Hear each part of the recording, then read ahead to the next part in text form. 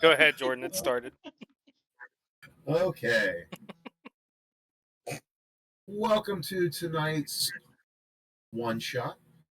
Our dear Lord and Master was forced to go amongst the outlands, the far off routes that must not be named, to shove parcels inside of holes that, oh, I know it's Monday, but it's still way early. At the end of the day, he had to work.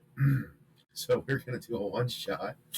And we are going to expand more on what we did last week, where we learned about Lyanderis Corvinis. So all of our participating members of the Gloom today would all have this information. So we're going to share some high-level stuff about Farcove and the city that you live in, or that you're visiting. Some of you may live in. So you're aware of all of the nuances that go on. First off, Farcove is a very wealthy city where the neutral and good deities of the Greek pantheon are respected and worshipped. There are sects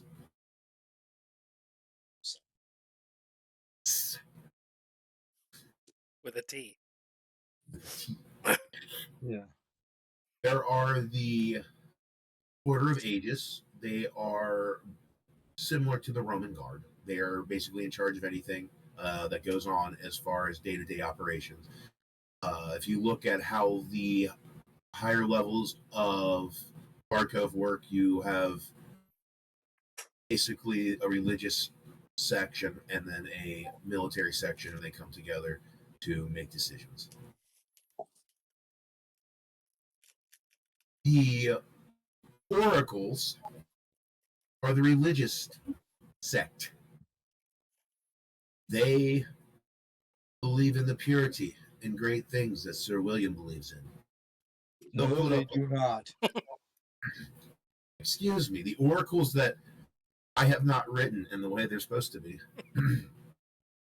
are upstanding Oracles people. I've ever come across certainly do not agree with what I. So you just frowned on the fact that if you were in fact chaotic or evil or not of a pure upstanding humanoid species, you were cleansed through death, and you seem to frown on that. But from a very religious perspective, they were just doing as their deities requested, as well as their high priest and the high order. Now, with that said, as Sir Will has shared, they are very black and white. There's not a whole lot, but you can They're believe more very black and white than Sir William is, and that's saying a lot. Yes, that's true. There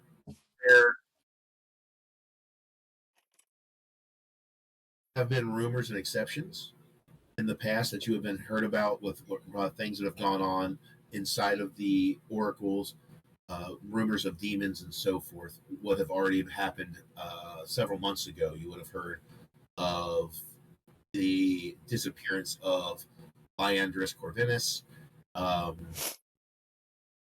May have also heard about a random warlock artificer that kept asking their patron for special things, and entire groups of masses of people disappeared off the face of the planet. Their souls gone and bodies gone. Thank you so much. So with that said, when you as a group enter Gideon's, which is the cover, as it were, for Undergloom, it's the base of the Defenders of the Gloom, headed up by Proteus and Nymph and Salem. You all have come to Gideon's through your various means. So if you are an elf, gnome, dwarf, humanoid, good race, not furry, fuzzy, or fey, you are free to walk the city without much harassment. There are those among you that may struggle, like our friend Braun, who always travels through the sewers. He could teleport, but he gets tired of puking.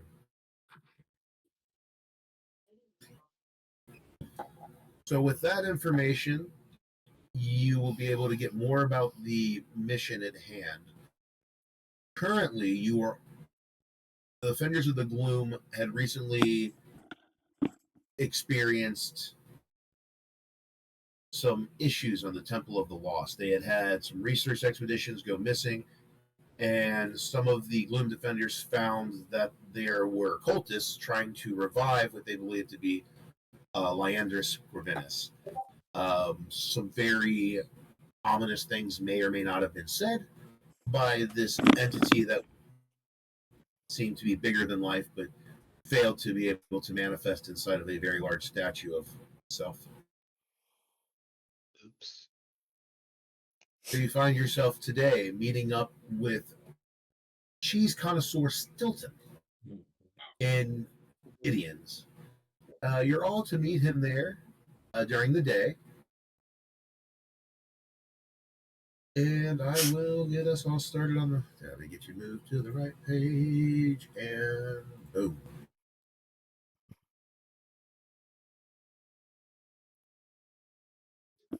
I will go ahead and randomly roll to see who arrives first. Beautiful. And first to arrive is Sir Will.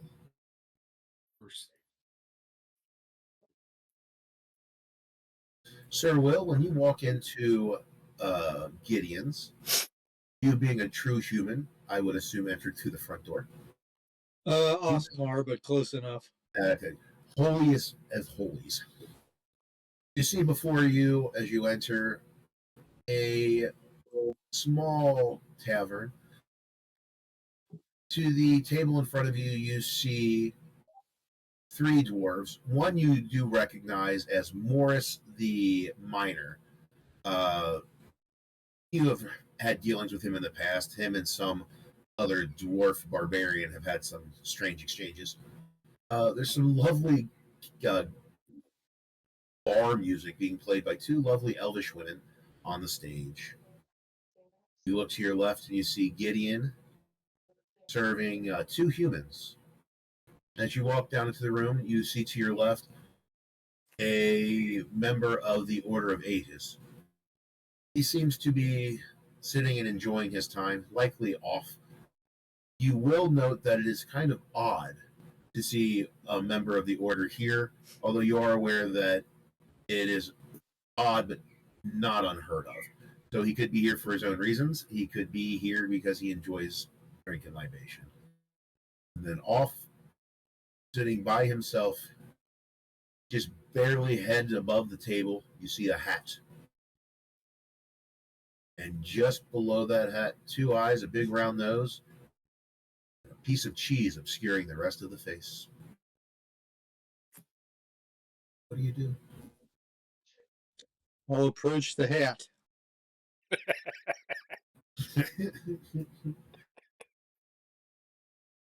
As you approach the hat, And I'll ask when I get to that area, do you mind if I have a seat? you hear a little bit of a scuttle. Oh my, Sir Will! I'm so grateful to be. I've got just the thing for you. You watch Stilton reach into his pocket and pull out the all too familiar oozing red cheese as it begins to drip from between his fingers as he thrusts it in your general direction, Sir William. Oh, please take it. I'll tell you, it's my finest funk yet. It's got crunchy flavor nodules. Thank you, but no thank you.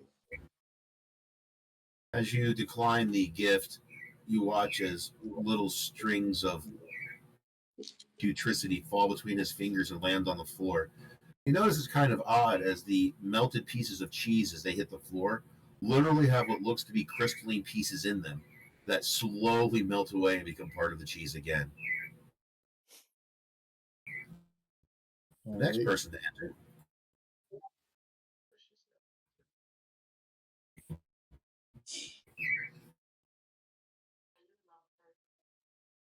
Zug.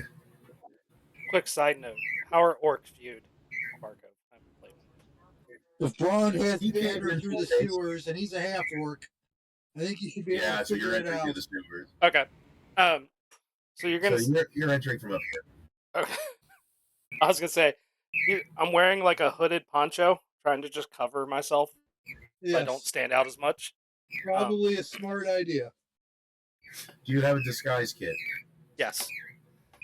And I'm putting that to good Cool, then use. you're fine. Um, as Well, I technically, everybody has a disguise kit. as I Enter the front. enter, I will glance around, and then upon seeing Sir Will and Stilton, I will make my way over to the table without really acknowledging anybody else. I will nod my head in greeting to you and make some kind of sign with my hand, like hello or I, good to see you or something. in order to keep his hands under the poncho, Zug will just give a nod back as he sits down. Yeah.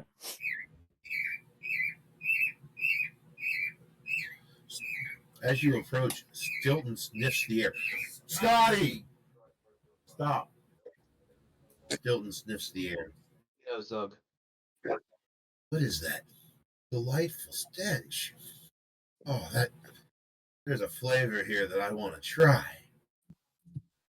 The next person to come in Oh, I didn't get any cheese. is going just right down the line.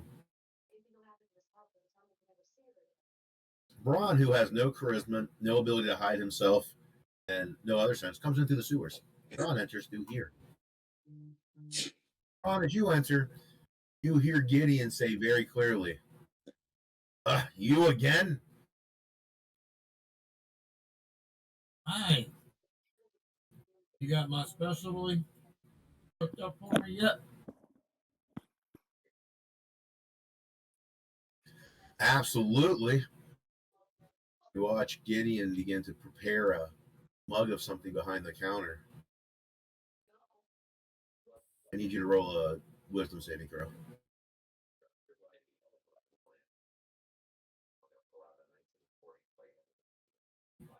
Was it 15.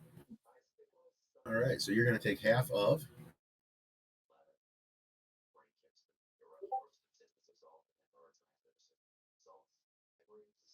psychic damage. As you ask the question about your food being ready, Gideon begins to prepare your drink, and in doing so, you find yourself confused. Your mind throbs. You wander around confused and sit down at the table with the three dwarves.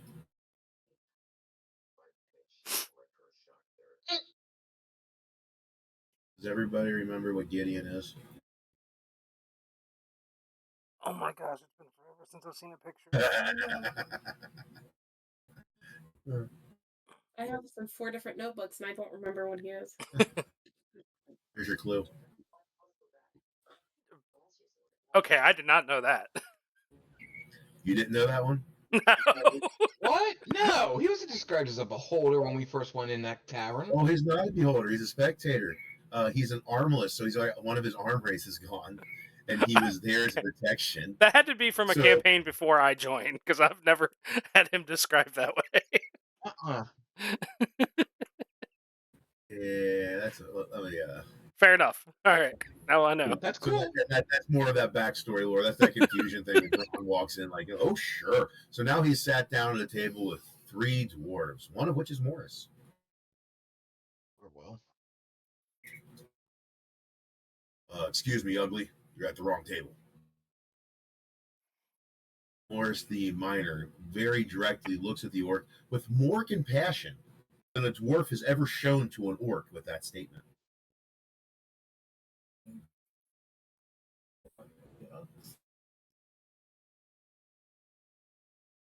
Okay.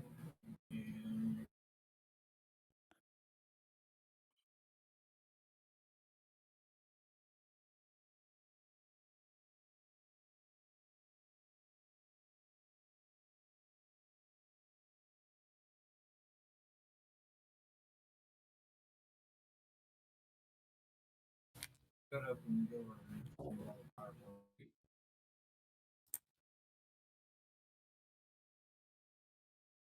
All right, so what?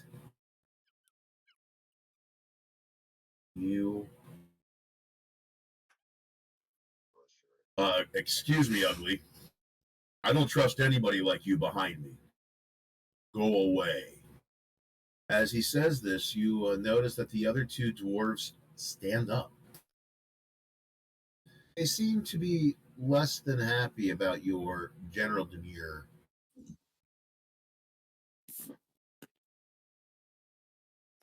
So much for the roleplay session. Okay, Sir William is going to walk over and say, "Can we all please calm down? I'll roll a persuasion check." Absolutely.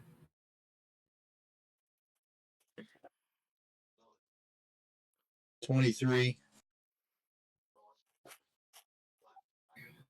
Well, if you're going to keep this ugly in line, that's fine. Here for your trouble. Morris reaches into his pocket and pulls out what looks to be a little piece of rancid meat and tosses it on the floor in front of Braun. Be a good boy and go away, ugly. I suggest you go away, sir." Reaches down, picks it up. Braun reached down and picks it up. Morris said, "See, look. Ugly understands. That's a good boy." Roll an intelligence check, Braun. And Sir William's fist connects with Morris. Or, yep. "And I am not wearing my gauntlets. Oh shit.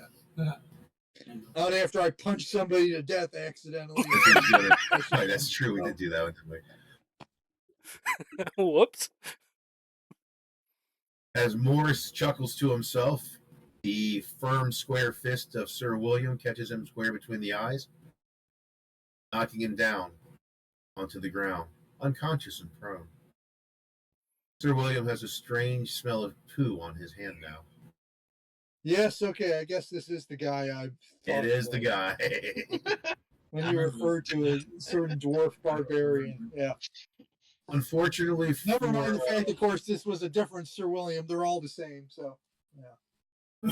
The other two dwarves nod and sit back down, in spite of the fact that Braun has done nothing but show that he is unaware of what this really meant, as he's eating the rancid meat now and smiling. See, I'm I'm good going boy. to look down at Braun and shake my head with my usual disgusted look. That's why you did an intelligence check. I know. Yeah. Ain't how I was rolling.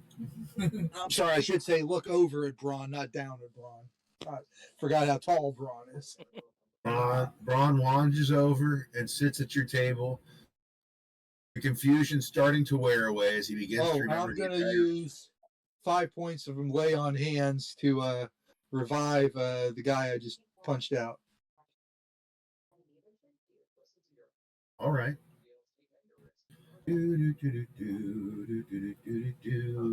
History check for Morris. Perfect. I should have known. Are you one of the Sir Williams? I am. Oh, And I knew of a man told that you loved you greatly.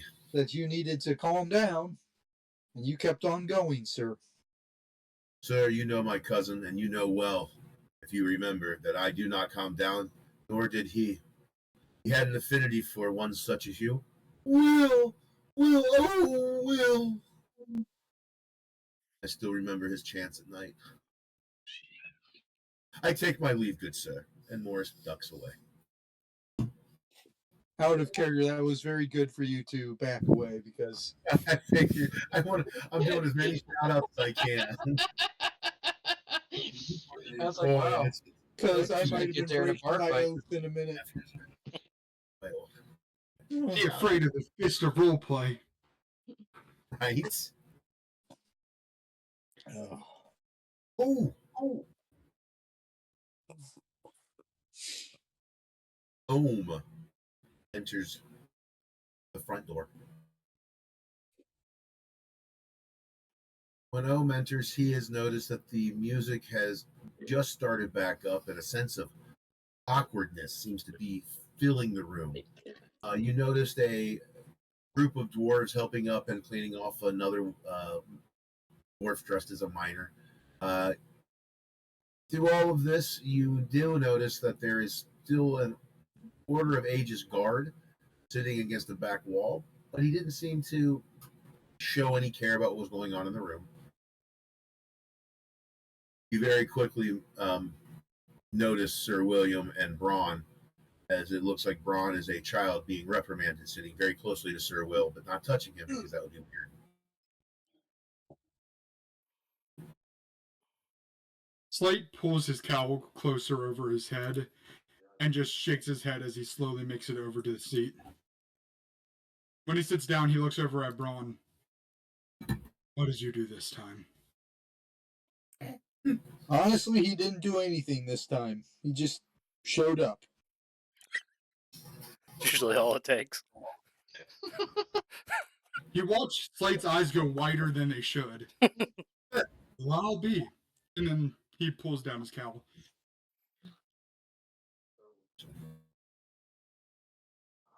Hilton looks over at Slate, extends a gelatinous hand of goo. Flavor nodule? Flavor what now? Flavor nodule.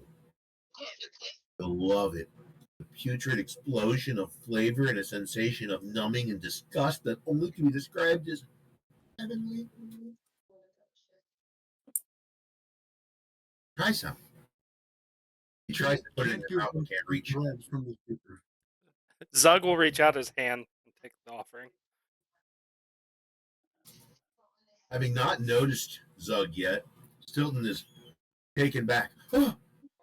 Looking straight up at Zug. You smell amazing. Here, have my nodules. And he extends his hand and plops a gelatinous, gracious glob of goo and crystalline flavor goodness, smelling slightly of home. Zug, Slate takes off his white. Go ahead. I was just say Zug will go ahead and eat it. Awesome. Slate takes off his glove and warily extends his hand. Sure.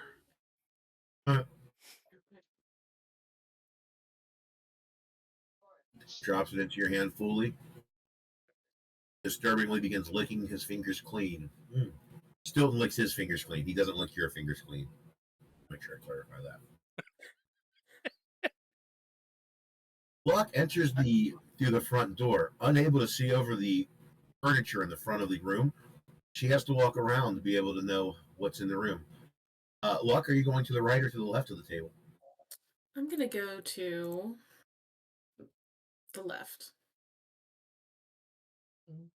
As you go to the left, you can see through the banisters an order guard sitting quietly against the wall. You see three dwarves that seem to be talking and reminiscing again, cheering on. Music is, I was going to say gay, but that's weird. Joyous and fun. And 1950s. It was a gay old time. They were women, so it was something that everybody agreed with. You notice very large people in a far back table. You're not able to make out very easily who they are, Luck, but you recognize some of the silhouettes from recent adventures. What do you do?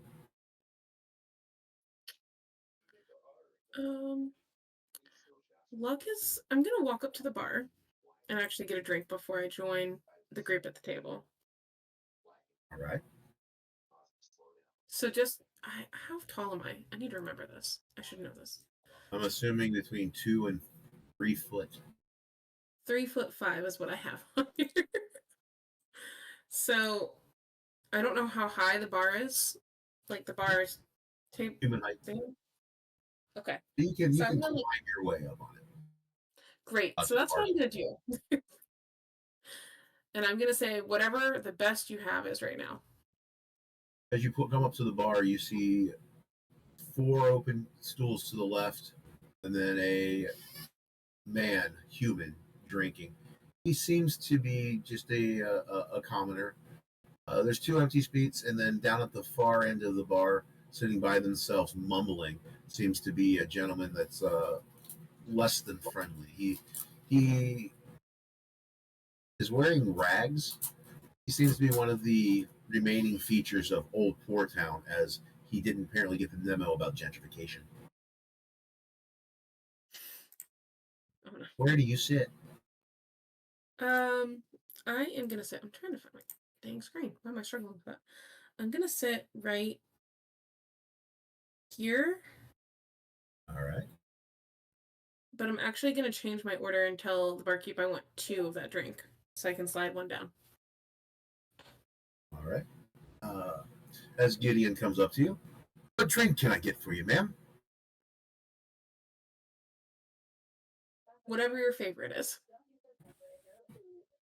Oh, wonderful. I bet 2 of this, please, and hand one down to that older individual down there. Great choice, ma'am. This is, in fact, my favorite. You watch as the barkeep pulls a bottle off the back shelf. It's gilded in gold and corked. He removes the cork. The room is flooded with the smell of copper. Thick, dark red liquid pours out into 2 glasses, and he sits it before you. My favorite libation. Oh gosh. Um, You asked for it. I did. Can I try to recognize what this libation might be by smelling or It smells like pennies. tasting? It smells like what? Pennies. You can roll a history check or a nature check if you'd like to see if you can remember this fragrance. I'll do history.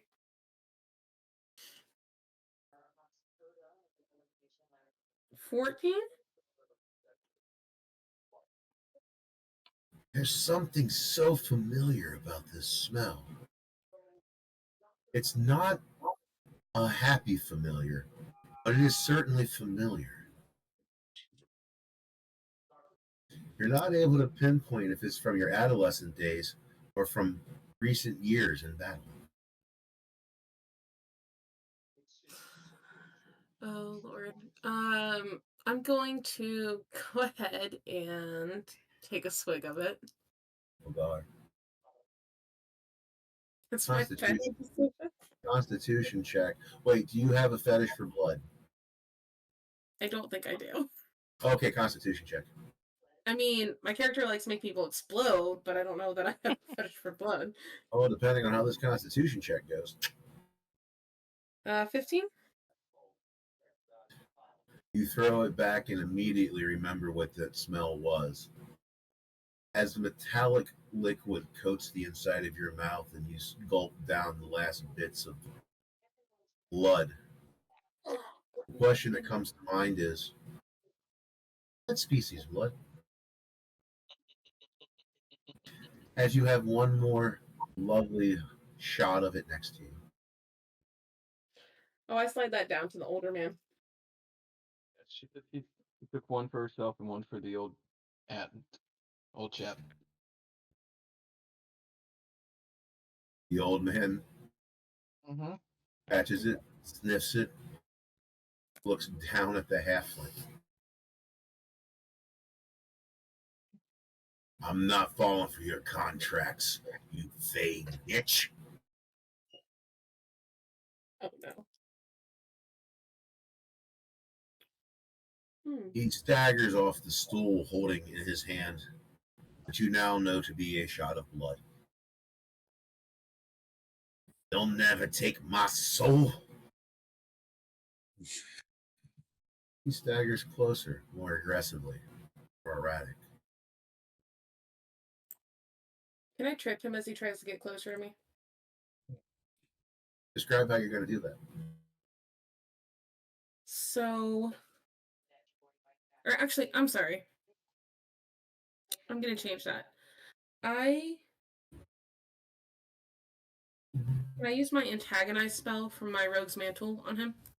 Mm-hmm. Great. He needs to make a wisdom saving throw. Why are you antagonizing the guy that wants to hurt you? Because it's psychic damage, then he can pass out and be drunk and be an asshole.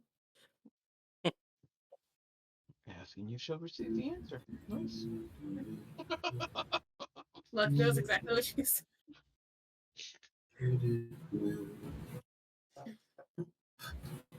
Luck has a little less self-control than Warren does. He fails. Beautiful. He is going to take. Hold on. Yeah, I need my dice.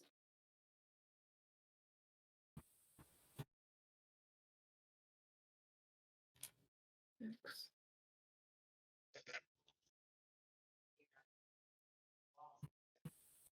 $11 psychic damage. He falls to the ground, holds his head, screaming in pain. Suddenly falls motionless, unconscious. Don't worry, you didn't kill him. Okay. I jump down and I join the table.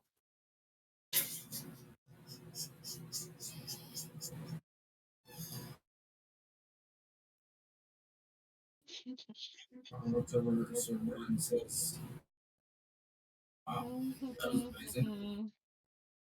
I didn't want his soul.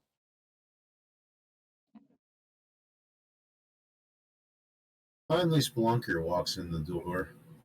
In time to watch a human hit the floor unconscious. It seemed to pull a little attention in the room, but not enough to stop the music or the conversations in far corners. Okay. Where do I enter from? Where do I come in at? And where's this asshole at? Front door. There's front door. Okay. He's all the way over. Okay. So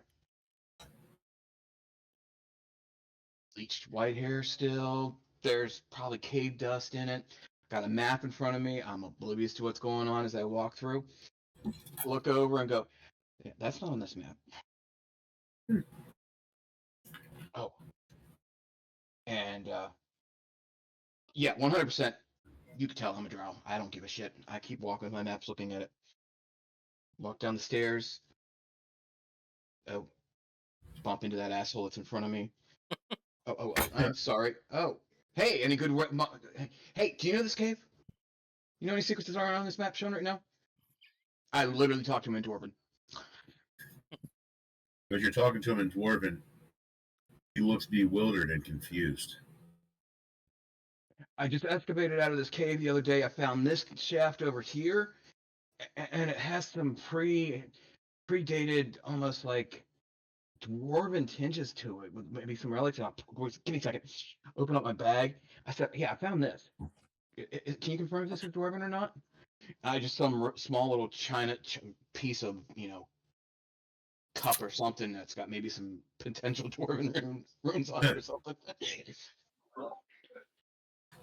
So what do you think? Look at it.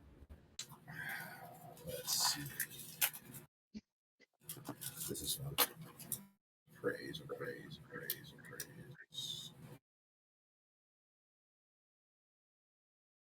Yeah, of course I would use it.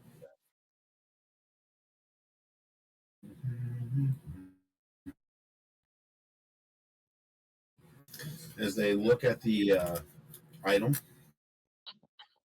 they tell you in Dwarvish, it is in fact a piece of royal furniture. Nothing magical, but definitely a keepsake worthwhile. Oh, From the lineage of King Under the Mountain Doran. This is a royal bedpan. Oh. We should probably put that where it belongs then, shouldn't we?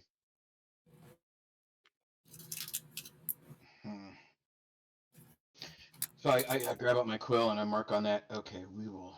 A little X next to that one.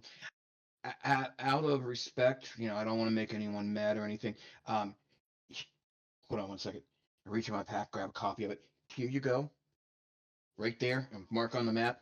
That's where I stopped. I haven't done anything else to uncover it. That's your guys' lineage. I'll let you guys uncover that area. Uh, and what do we do with this? And I hold up a piece of the bed.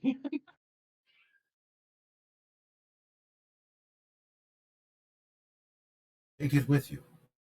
It Okay, shall give you comfort on long nights when you are not feeling well. gotcha. But yeah, like I said, I just uncovered that like 2 days ago. Just got back from there. It's all yours. You guys can get that into the hands of whoever needs to. And then I realize that the music's playing. Yeah.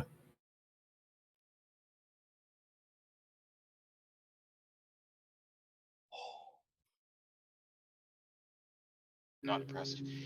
And oh, but there isn't an extra chair there, so there's no room for me to sit As down. now, use your imagination. I sit down with the map, look around the table, look at the whatever he's supposed to be with the weird, cheesy, foul smell, and pull out another map and start looking. Stilton looks around. Thank you all for coming. I'm sure by this point many of you have heard about what happened at the Temple of the Lost. Looking around, it becomes clear that Stilton is unaware that a majority of you were there. Proteus hopes to find more information. We need to discover whether or not Lyanderis is truly trying to return, and how much, if not all, of the oracles are helping him. You mean we gotta go talk to that windbag again? Stilton laughs. I hope not. Lyanderis has been dead for several months. Well, he was almost walking and talking a few months ago, but we kind of stopped that from happening. His cultists really need to learn how to take a punch. Or a missile. What was it? Anyways, get back to my maps. Or a bomb. Oh, did you bring those again today, lovely? I'll pull two of them out and give them to you. So you can look at them. Oh, sweet! You get to play with these again. Zug just slowly pushes himself away from the table in his chair.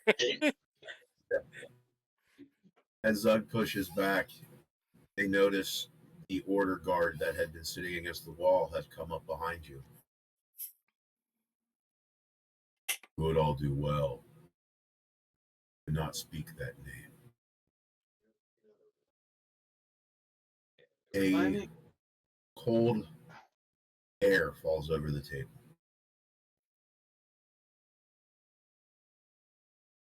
Now it feels like home.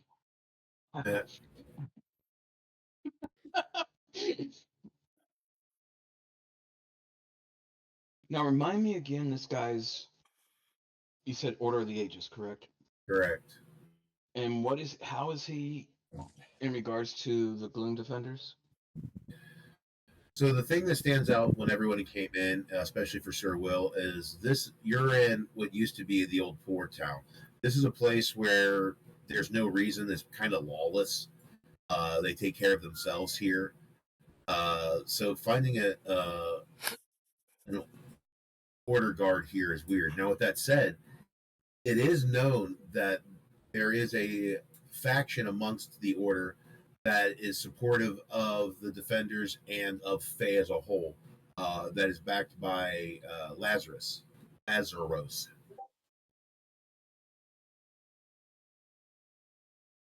Um, as you are looking him over, Spelunker, or high level, everything, you all notice as he speaks that it seems that time has stopped. Oh, good. Everything in the room is frozen. Gideon, the dwarves, the music itself has stopped. It's Stilton. Stilton is still moving with you. He is a part of the group. You also notice, shimmering out of invisibility, Proteus, his ritual casting. Likely the temporal mage is about time. This would also give clue as I spoon feed this to you that this Aegis guard must have something important to say when Proteus is allowing them to speak to you after they warned you about the dangers of speaking that name.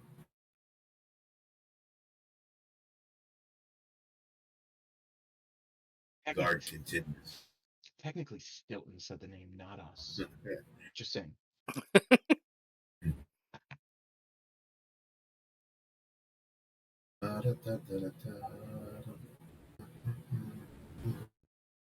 As you all look him over as he walks to Stilton's side, you notice that he is a middle-aged man with just the beginnings of the age lines on his face beginning to show. His armor is well worn, but his emblem of the Order of Aegis shines in stark contrast to all the tear and wear on the other pieces of armor. He clearly shows pride in the emblem. He begins to share his information. It is rumored that Lyanderis may have fallen to demons or the like. Strangely, it seems like his disappearance was forgotten within a day. Business continues as usual. The oracles, the merchants, the obols, all in Far Cove act as though nothing has ever happened. Yet when you speak the name of Lyanderis, bad things befall you. One of the strangest things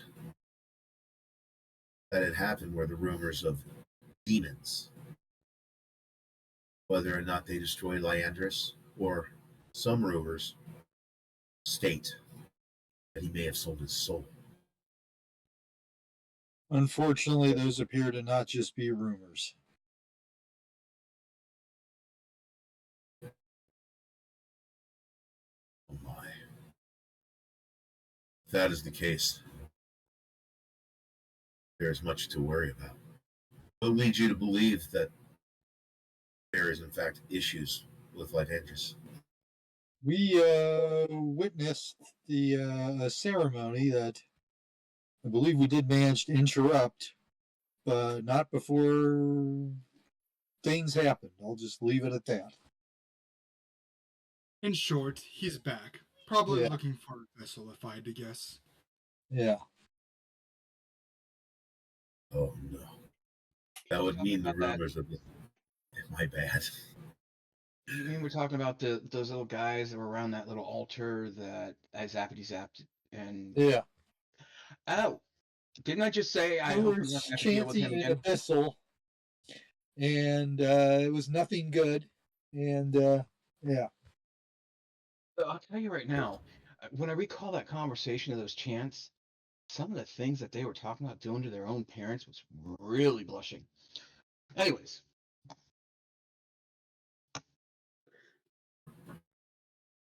What you shared with me only further concerns me. You say that you read Abyssal, and rumor has that when they went to investigate the disappearance of Lysandris, there was a strong smell of sulfur, and strange symbols were written on the ground. There was a report of a woman wearing a blank white alabaster mask with long fingers. They only saw her for a moment, then the symbols caught fire and vanished. They believe she ran away during the commotion.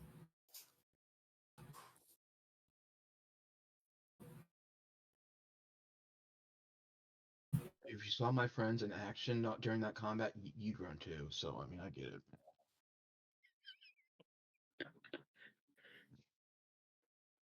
We never got to throw any of these. Don't worry, we'll get a chance. Remember, stealth mission. Proteus steps forward. As you have always done, my dear Gloom Defenders, I ask you to be careful.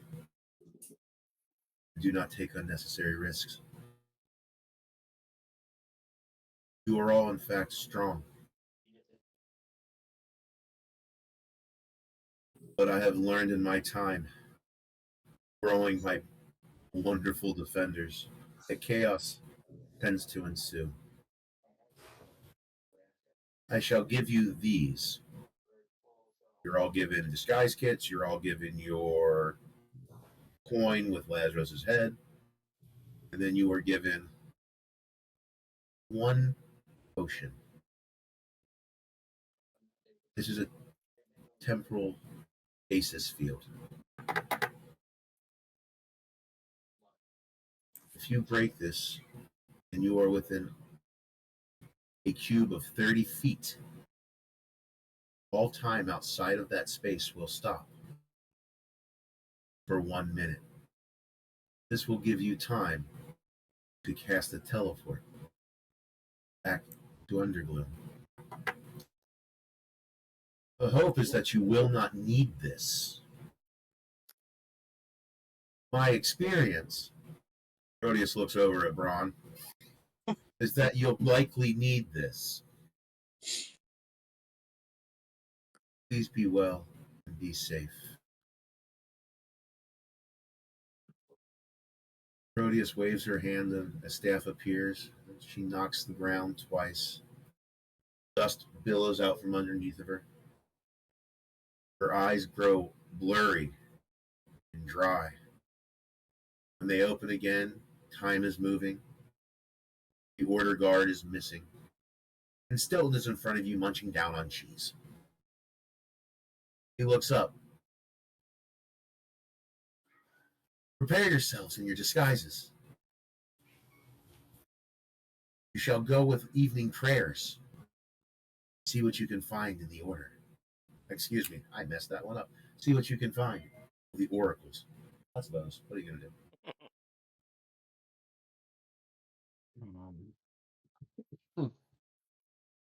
All right.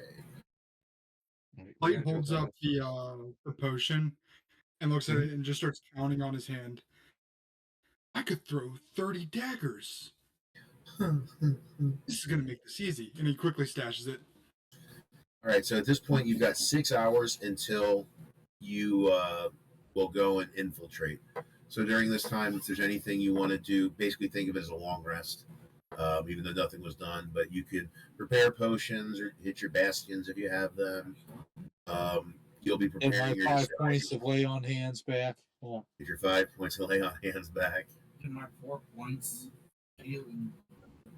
Yes, from getting smacked around. True. Is there anything you guys want to do before you begin the infiltration? Can I go loot the guy's body that I knocked out? Yes, you may. Thank you. Sorry. He annoyed me, so now I'm taking it out on him. As you reach through his body, not through his body, that's weird. As you go through his pockets, not like literally through his body, but through his pockets, you find 3 silver pieces, a very plain, quaint wedding ring, man's, and a very old and tattered letter. It's difficult to read as it looks to be not only old, but tear-stained.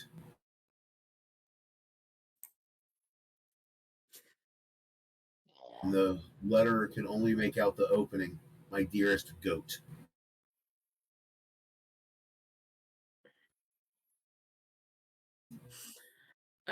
Luck's gonna take one of her gold pieces out, put it in his pocket, and put everything else back. But first, I'm also going to kick him in the side on my way out, too. Damn. Let's have a. Like if he wasn't in a city, he would have died. I felt bad. I didn't feel that bad. He was on that one. You should have killed him when you did the first thing, but I'm like, gotcha.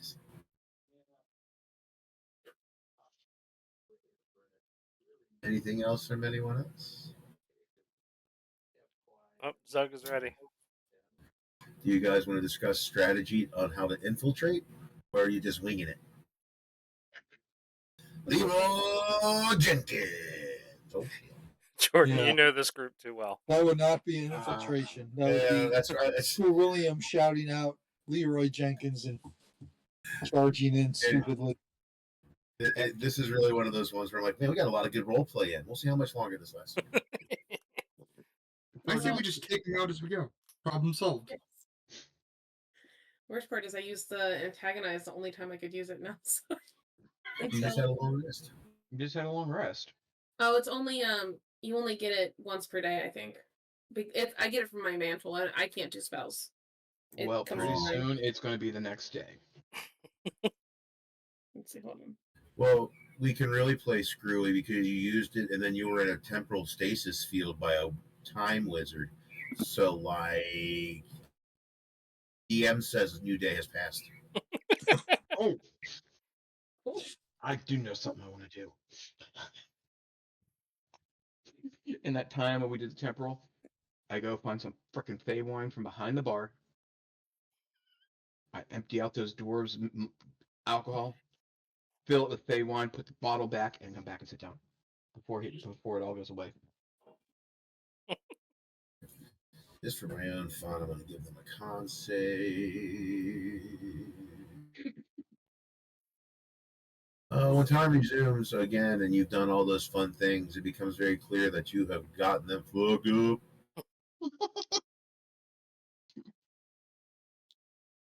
Tell me to read. Side note, this entire thing, your entire endeavor was observed because he was unaffected by these temporal. Gideon laughed. Gideon allowed all this. I'll leave a fucking gold coin up on at the bar. I don't care. Tell me to use a fucking No, thing. you And don't it needs For my everyone. when I get cold and tired. Bastard. Zug will prepare his disguise for. Theoretically, I'm going to force all of you into your disguises. Okay. Because you are Good going luck. to be in your. I'm going to hope, for the sake of role play for the story, where it would make sense. Because it's going like season 3 in Vox Machina, where you're like, yeah, they're all demons. You're all high priests. You're all dressed. Oh, did I just give spoilers to somebody? Oh, about 2 seasons. 3 seasons. Was it 3? Okay. Never mind. I watched them all. They haven't brought a new season out there, right? I don't No. have to be mean. I'll find a way to.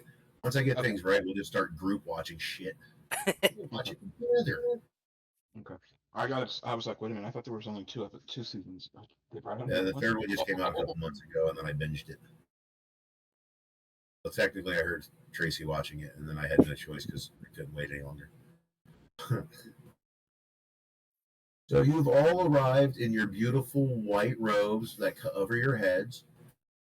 You've all done up your makeup to look very nice and lightly complected because, you know, you're in the Second Reich. And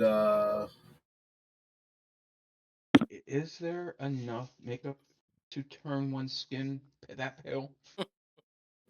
There is in this. there world. was a.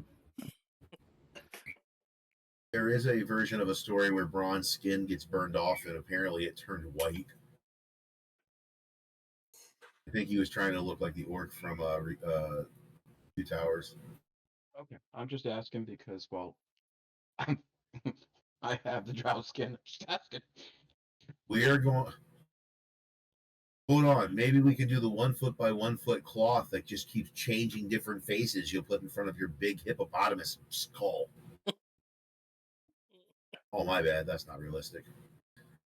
For the sake of what the mechanics state, you all look human-esque unless Okay. someone gets close and really cares. Really, when it comes down to like all costumes or even a hood, you're fine up until someone cares or someone has a high. What was that? Cool. So you, I Hey, just want to Jordan. try to make the role play to happen. gotcha. Yes, sir. As we're going, my coloration, facial structure, and height all completely changed to the average human. And I use my shift weave to completely copy the nearest circle. So you look like Brother John Doe. I am man. High Priest Doe. You've managed to make it through Far Cove and have arrived at what cool name did I call this? The Grand Sanctuary of the Oracles. Cool name, right? Yeah. Oh, just straight up It to the is. fortress. All right. It is a large cathedral-esque building. The home base of the Oracles. And I don't know if anybody's ever seen '07 Ghosts or read it, but it's kind of based on that concept. There is a large door in front of you. There are no guards. It is a double door, because of course it is. Does it have like one of those giant knockers on it? It has two giant knockers on it.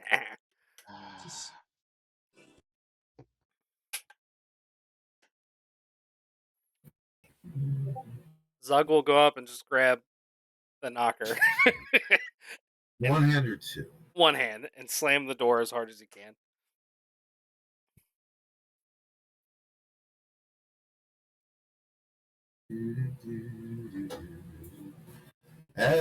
Are you going through the door before you slam it, or are you just knocking and slamming it? Just Like knocking. Okay. You hear a large, loud, metallic banging kerchunk. Them knockers were dangling for a minute. After a moment, you hear a creak as the doors open. Gotta get to the right place. It's you. Stop it, Roswell.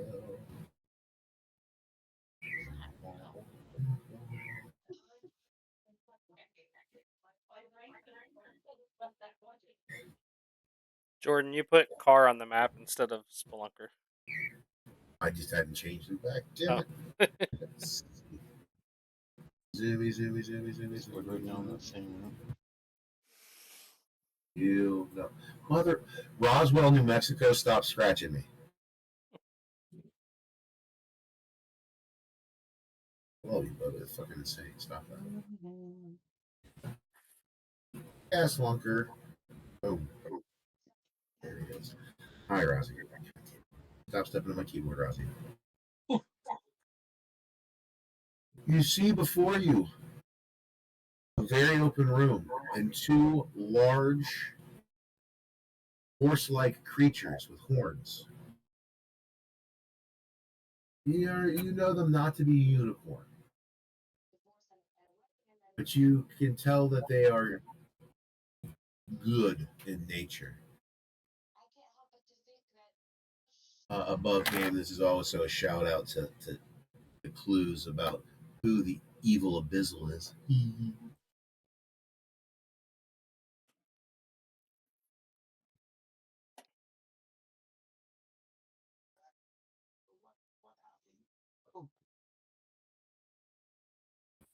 Get off of my fucking keyboard.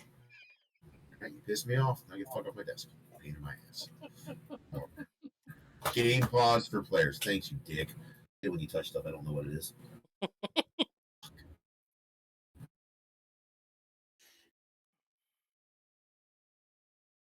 Help along the role play. All right.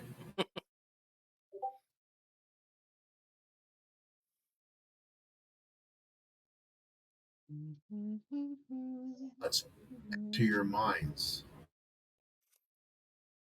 Oh God. Welcome, brothers. Zug. Zug Yep, go ahead. and Ron struggle to respond.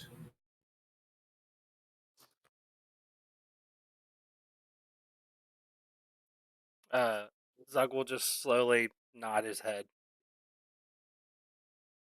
You said this was in our head? What does Braun do? I'm just keep his head down. La la la la la. La, la, la, la, la. As Braun and Zug and the group walk past the two horse-like creatures,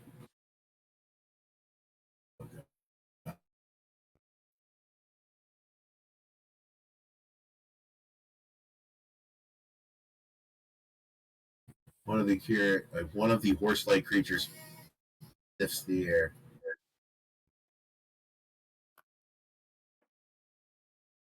Brother, stop. The creature addresses both Braun and Zug. Zug will stop and turn towards Zug will just stop because he's not sure which one's talking to him. So Tell me, what evils have you experienced so soon? The smell of evil is on you. Zug will take a second and then just kind of, with his hands close together by his robes, just start signing, and then stop midway through and just shake his head no, and put his finger to his lips.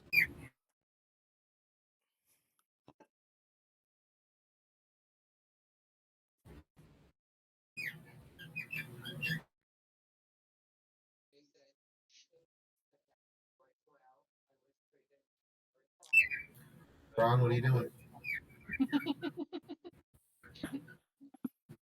Brian will humble out. I've experienced. What was that?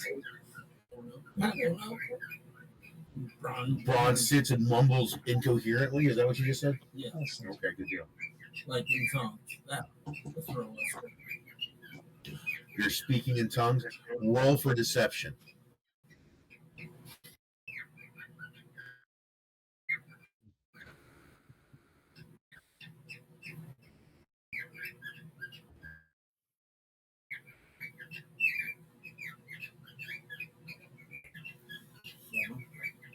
All right.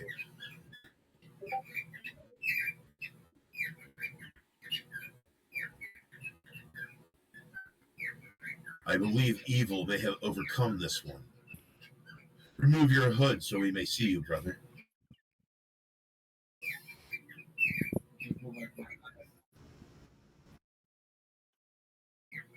Do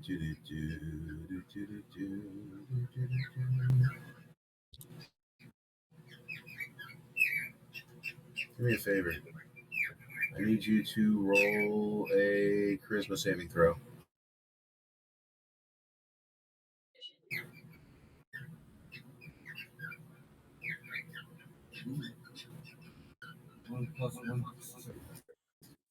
Sorry. Evil fiend! Suddenly, you all watch Braun disappear, banished from this plane of existence.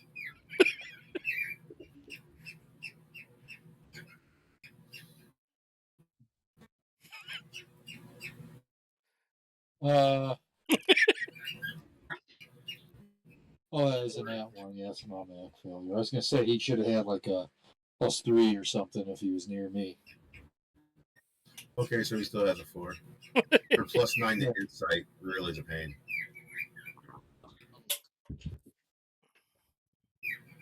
You are lucky, brothers. His evil may have wrought you, but we have sent him away. If by chance he were to return, side note 60 in 1 minute, we will handle him at that point. Go now, brothers, and welcome home. Zug will just like kind of bow forward and thanks, and then continue walking. Slate nods and whispers to the group out loud so that they hear us. How could we let evil take us so blindly? As we continue. They nod along. Yeah, Sterling will nod along with his usual negative head shake. Yes.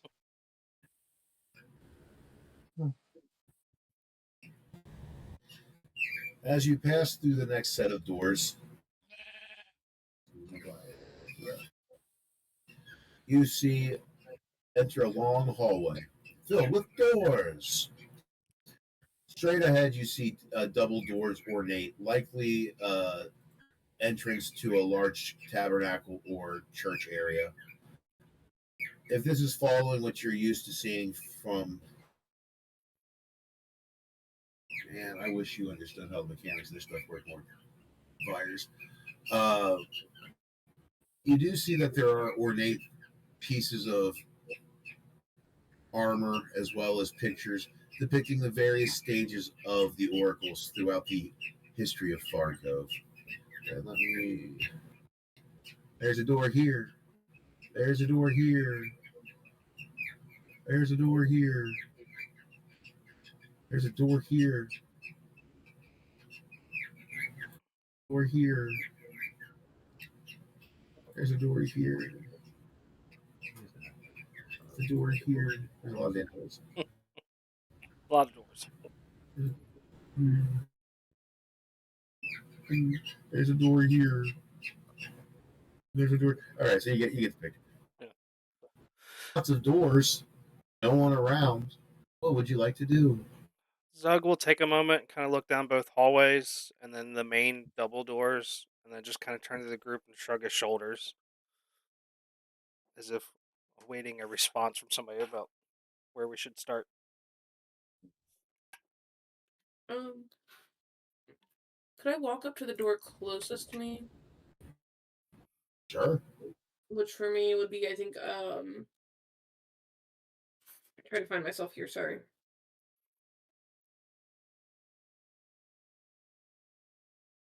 I think this one, maybe? Or the two front doors.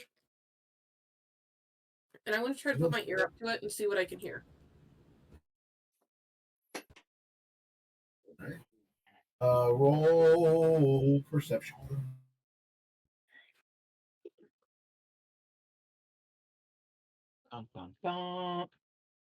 That is a 22. You can hear several people on the other side of the door. They don't sound close, but they do. But because of the echo, you can tell it's a large chamber that they're in. You can tell that there's at least 3, if not more, distinct voices, but there are definitely 3 distinct voices.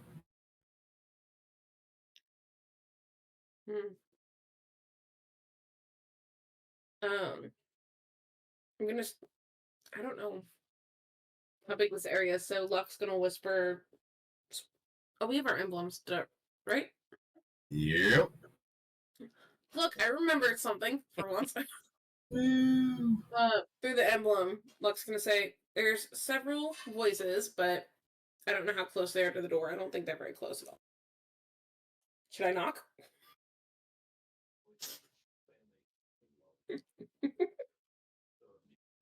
While that's going on, Slate's gonna kind of look around at the paintings, trying to decipher which one is the most recent to see if that gives us any information about what we need.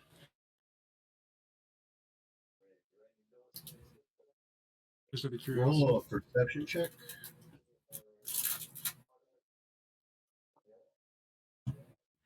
23. Hell yeah. As you're looking along, you notice that the pictures all have names on them, and it looks to be the lineage of the high priest and leaders of the oracles through time. As you get down to here, you see the picture of somebody familiar, Lyanderis.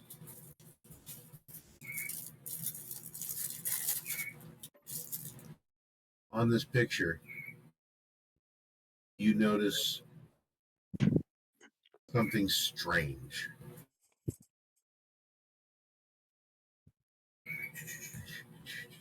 You know, so I can give you information, that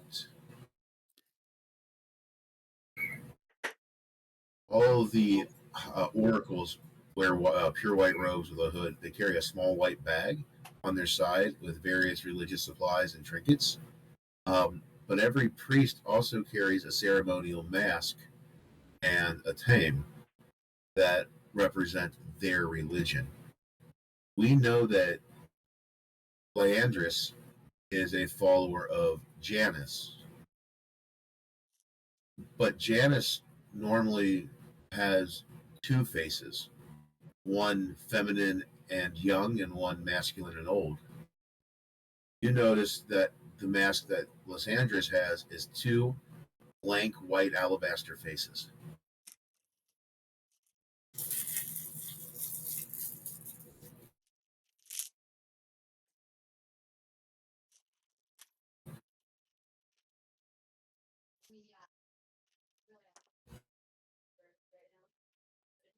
I make a insider history check to see if there's any information I would previously know that might relate to this. Sure, let me see. Roll a history. I have to look at your sheet.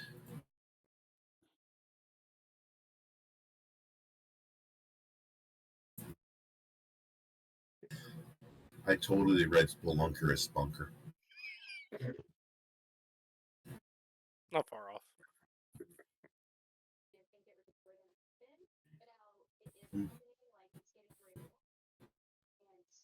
You are a reader. Holy shit. 18.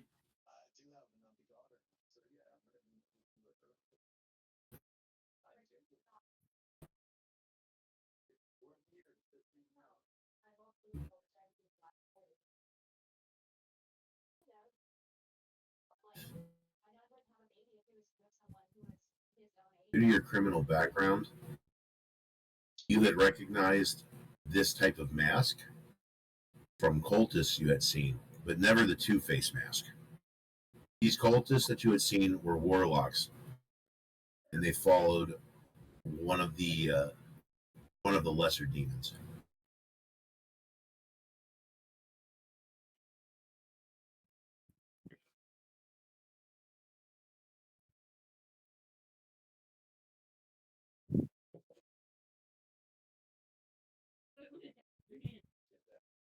All right. He then makes it. He makes his way back to the group and kind of looks around. Oh, have we decided on the door? Like, just completely oblivious to everything that was going on over here originally. Huh.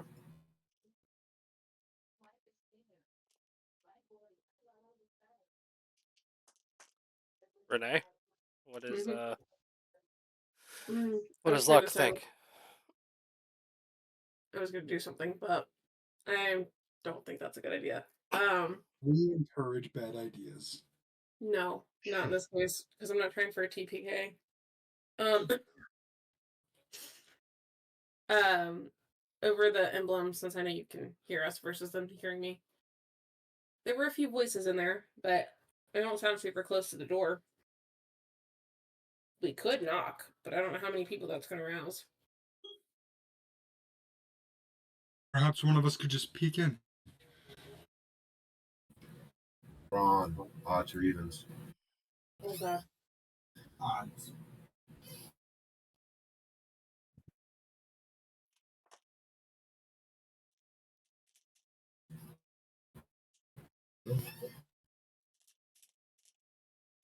Suddenly, before you appears Braun. Apparently, he had gotten lucky enough to wander around the astral plane and just happened to pop up next to you by the luck of the dice.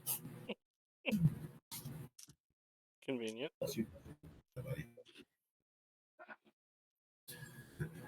Just be very happy because I didn't want to do. I really needed him to not be Braun this time because he was going to pop into the middle of a room. Because then, if you had failed that, you were going to be ran of any of these rooms. Oh man. Oh yeah. Zug Just will making go. sure. Is that Who's your favorite enemy? Slate. my 24 rules don't have a favorite enemy, but they're humanoids since I'm an assassin. Gotcha. So my cool favorite broken things in the world they fixed, bastards. Yeah. Zug will walk over to the doors that Luck's standing at, and just try to slowly push one of them open. As you begin to slowly open them, I am going to do things to see if anyone notices you.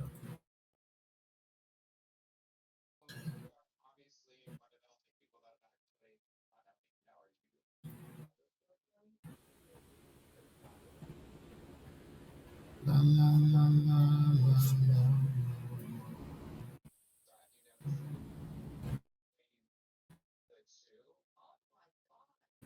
Zach, what's your dex on your character, by the way? 18. That's a true large. Do, do, do, do. As you slowly open the door, you notice individuals dressed as priests just like yourself, hard at work. Some are lighting candles, some are sweeping floors. You noticed what looks to be one of the priests in authority. You can tell by the fact he's standing over top of everyone with a clipboard. Oh, brothers, you to come and assist. Please grab a broom, grab a mop. Let us clean our sanctuary. You've been invited to clean. We're assuming that Braun has placed back over his head his hood, and life is going on as we hope it will. Yes. Yes, I have. Trying not to break our infiltration, Zug will just calmly walk down the aisle and look for like a supply closet or something. Luck's gonna follow Zach. In this case. Slate's gonna try and avoid being seen and just kind of slowly move out of the way of the door. Gotcha. Here, a door here. Well, I'm sorry. I should rephrase that. Does there as he walks down the aisle and I would stop probably right around here. Do I see any cleaning supplies out, or like he told me to grab a It looks broom? to be broom, bucket. You've got Fantasia style cleaning stuff in a corner over here. Okay. I'll just Looks like they're trying to clean the sanctuary. calmly step over and grab a broom and start sweeping. But as I sweep, I'll slowly inch to the right, try to get out of view of them. They don't seem to care or notice you. As you pick up and begin your slow descent the hell away from here, you hear, "Thank you, brother. Please don't be shy. Come, enter." You notice the high priest gesturing to the rest of the group to join them. Reluctantly grab a broom. Just When start all I want smoking to do is here. when all I want to do is grab my pickaxe and just start chipping away at the center of this thing because I know there's something hidden underneath this floor. I can give him something to sweep up, but I don't think that's a good idea. Are you guys coming through? What are you doing?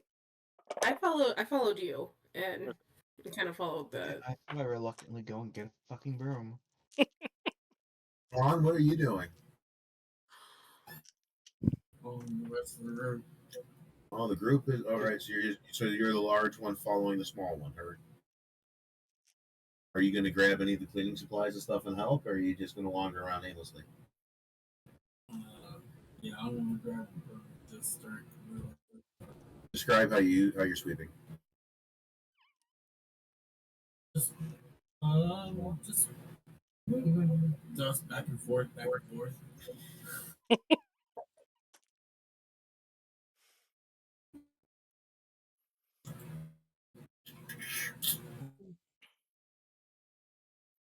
A Lucky, can you roll me a Constitution saving throw? Oh God. Yes.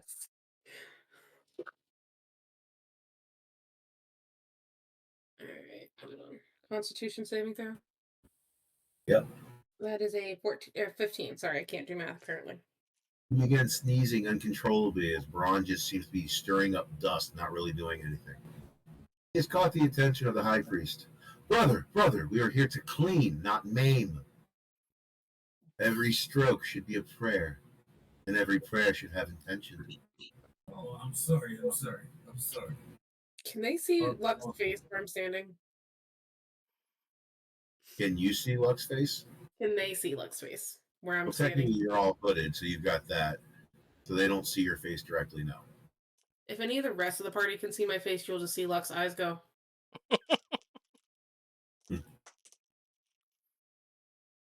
Once So, are these bleachers, these benches or whatever the hell they're supposed to be, actually that crooked in this down the center like this? Yes, they need to be straightened up, even though I'm sure that's not what it was meant to be. We're gonna go with that. All right. So I'm like, okay, you want me to clean? These things are just driving me nuts. So I just, that old, just slide it to make them line up try to make them as straight as I can. Not, well, thinking but not thinking. I'm trying to get out of this. Just as I move it, you hear that squeak.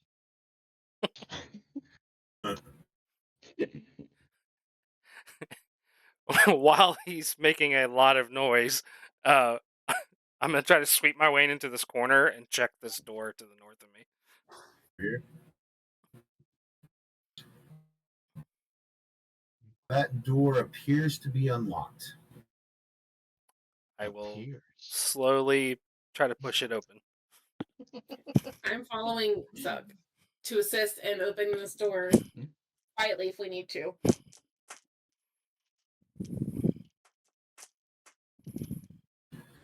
Roll me a stealth check, Splunker. Oh. Squeak! Sorry, I'm done. I'm trying to be stealthy about this. Zug, as you open the door, you can peek your head and you notice there's no one in the room. It looks to be a study or an area for scribes. There are several parchments and scrolls, as well as books. Most are written in common. You see nothing in any language that looks evil, because, I'm guessing what you can see and read. When I look at stuff written in bad languages, I know. Yeah, just common and orc. So if it's not, you understood most of it is common. yeah, okay. After a quick kind of like tour around the room just to double check, I'll work my way to the southern door. While the whole time just kind of like sweeping, dragging the broom behind me, just so it appears that I'm still working. I'll drop a ball bearing or two as Zuck is doing that so that he's straightening it up and it looks like he's doing something. Splunker, what were you doing? I was putting the bench back in line because it's crooked. Excellent. And I'm moving it so it's squeaking as I was doing it, but I got 18. Perfect. You were praised by the high priest. Thank you, brother. My, you're stronger than I would have thought. That drow retard strength. Yeah. That +1 is helping me out a lot. As you peek down the next room, you see that it looks to be stalls. Likely for taking care of horses. Not likely to be taking care of the really cool horses that were able to communicate with you telepathically and sentiently, but you never know. You do see that there is a door at the end of this hallway, and there does appear to be not the term appear is wrong. You can hear sounds now echoing off in the distance, muffled. So it's not in this room, but you can hear it through the door at the end. Is there another door right here? There is. Just after a moment checking out the stall, not going through that room, but just at the doorway, kind of observing, I will then make my way to this door to check it while everybody's doing whatever they're doing. Evidently failing at getting told to stop cleaning. Being praised for doing a wonderful job. So we'll bring that one to the equal with everything else. Well, your prayers are supposed to be silent, not noisy. Uh, Where's the next one we gotta do? as you peek your head into the next room, that apparently I have not revealed completely, you see an oracle. You see an oracle laying on the floor. You're concerned at first until you hear the sounds of snoring. This looks to be the sleeping quarters, although he does not appear to be sleeping on his bed. So isn't that the middle of the floor? But he is absolutely just dodging work and just decided to sleep. Oh, I kind of want to grab him and drag him back to the hide breeze, but do it! Do it! Because if you don't, I will. If I get up there and see that, you better damn well believe I'm dragging his ass. All right. Zug's just gonna slowly shut the door again and turn around to Luck and just kind of shake his head no, and then subtly gesture towards the other side of the room, like to this side.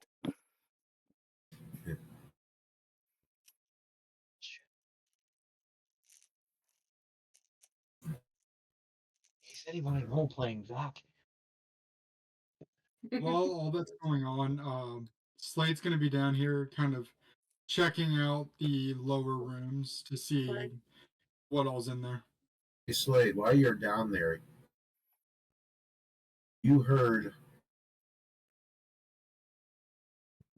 the sounds of pained screams coming from this area. Well, there's a This would familiar also- sound. I'm going to go check it out. This would have been the similar noise that you would have heard, that would have been heard by Zug at the end of the hallway. But it was muffled, It was extremely muffled. Yeah.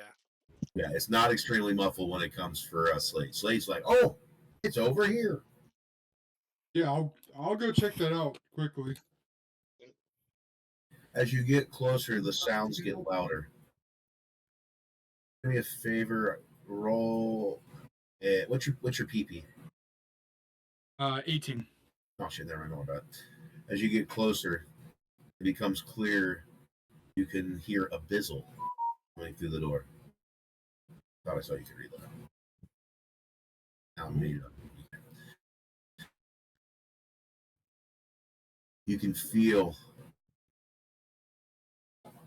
unpleasant evilness coming through. Very different from what you experienced when you first walked in the main entrance. You really finish? You really finish it already?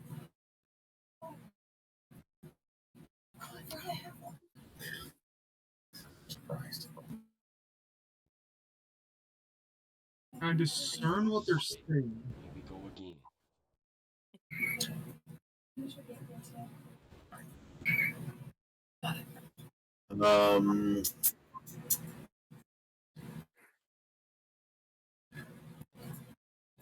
You understand the general premise. It is definitely a ritualistic summoning spell, part of the course.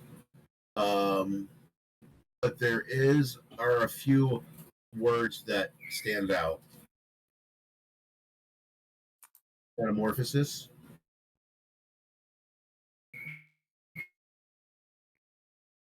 transition,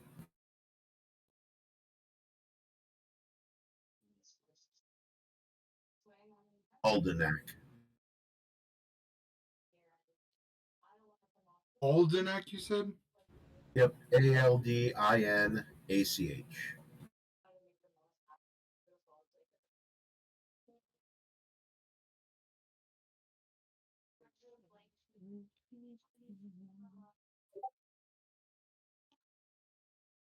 I'd like to try and peek in without being noticed.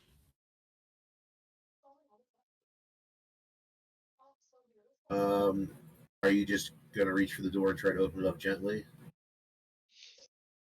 Yeah, I'm gonna see if it's locked. Trying to be quiet if I can.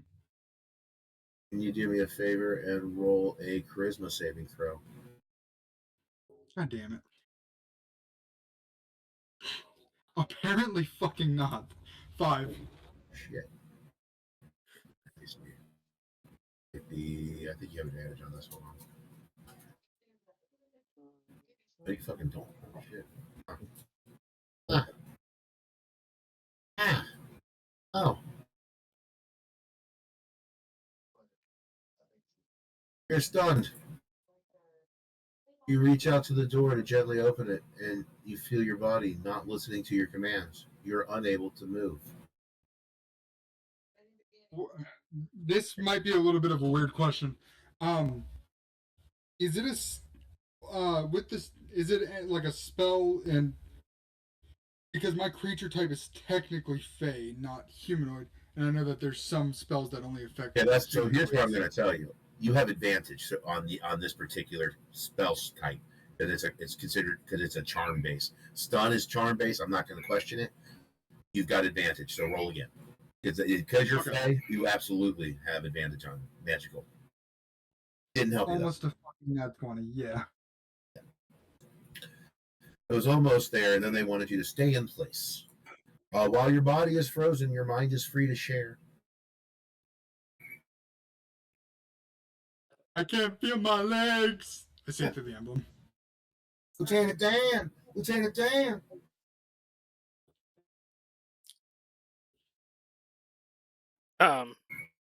Hearing this, Zug will kind of fast walk to the corner here and check the room to see if he can see Slate. As you look in the room, the big room, you notice Slade is not in that room.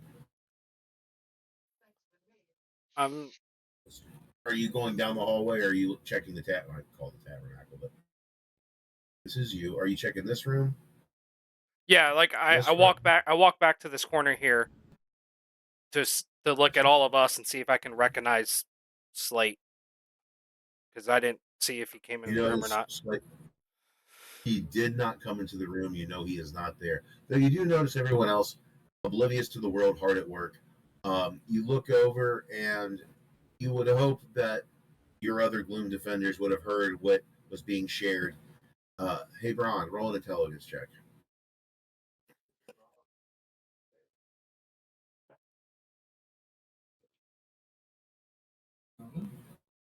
Ron begins to sing along, sing-songy with whatever and repeating whatever is said by Slade. He's cleaning to the music, baby.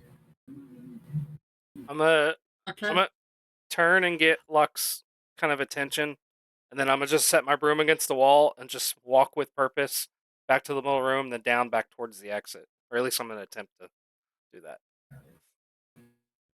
Through the emblem, you hear, "They're chanting and I can't feel my legs. I don't like this." As you exit the room, you hear the singing continuing from Ron. Clean up, everybody, everywhere. Clean up, do your share. You start noticing the other priest acolytes are all humming along with him now. Ah, yes, the parade of buffoons. I shut the door behind me when we get to. Sir Will, where are you at in all of this? Back in there with him. I was waiting for him to correct that. Eugene, you there? Yeah, I'm just really sleepy. I've been half asleep for like 20 or 30 I minutes. promise you you'll wake up in this next second or so. No, I just haven't been sleeping well lately. It's catching up with me. Well, Basically, we heard Slate call for help through the emblem, and we walked out of the room. Are you following us, or are you staying with Braun? I believe I heard Jake making reference possibly to trading places or some other things or something like that. Yeah. My legs. Yeah. Clean up, everybody, clean up. Ron is distracting everyone wonderfully. Somehow. It doesn't take much. I'm following Zuck down to try to get out of there. All right. Zug, are you headed towards our friend? Slate? Is he still visible from the hallway? Like when I? Oh yeah, you see him right now. He's frozen in place in the most awkward of stances. That entire like trying to sneak pose where it looks sneaky, but it's really over the top. Yeah, he looks like that. I'm gonna start walking Frozen. towards him, and as I get about halfway down the hallway, I'm gonna realize that he hasn't changed position, and I'm gonna stop just outside this door here. I will follow Zug. Myself as well. Is Should've checked the is he looking in our direction, or is he looking towards the door? He's looking towards the door. He's literally stunned and frozen, like he was trying to peek in the door, but the door wouldn't let him. Do we hear the same thing he heard when he got Oh, there? you're hearing the screams now. In the chanting. Yes. Okay. So he's just frozen there? Mm-hmm. Yeah, he's still well. At this point in time, you watch him unstun as I'm sure a minute has passed. So now he's finally able to move as you arrive. My hand's still on the door. And still on the door.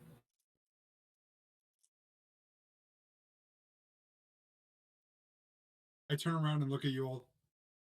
Oh, when did you get here? I'm just gonna look at him quizzically, like puzzled. Jordan, I will cast Detect Magic. As you cast Detect Magic, you sense that there is a type of enchantment magic on the door, but it's been recently used, so it's not active anymore. But there's echo. You also sense necromantic, it's in black energy, as well as the beautiful pink aura that goes around because everybody likes dark and fairy Pokemon. Intertwined within the enchantment and the necromantic energy, there seems to be something unfamiliar. Zug, have you gotten closer yet?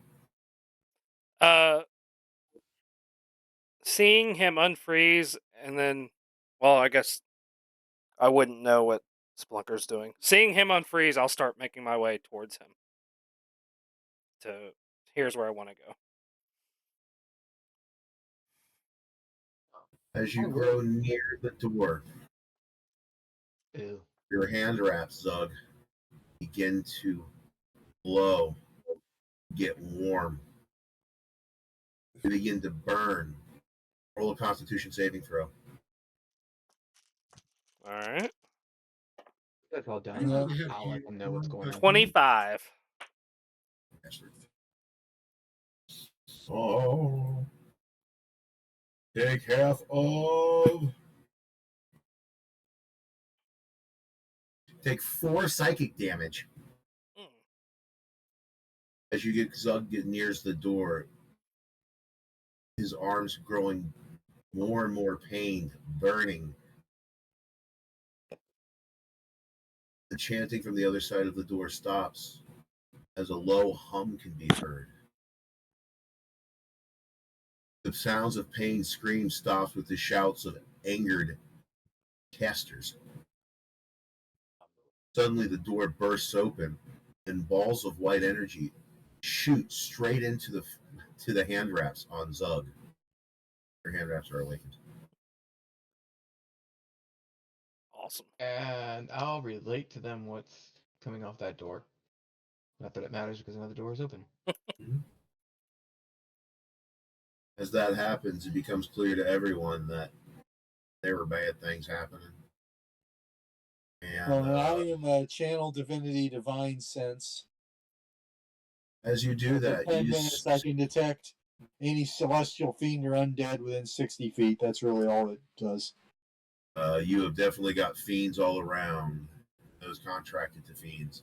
But if you had done that next to the horses, you would have found they were celestial. Right. So with the door open, can Zug now see into the room? Oh yeah, you guys see everything.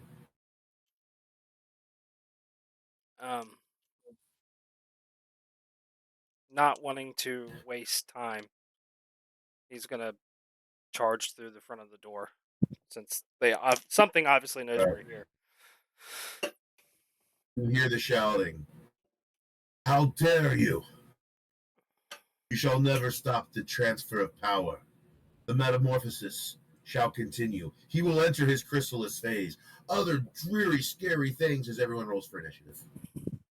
Okay, right before you That's said a roll for great job. initiative, I moved up right next to Zug so that I'm Gotcha. a little closer. Yeah. We all would have, especially since Yeah. someone barging in. Shit. Here's my nat 20. Yeah, let's What a go. waste.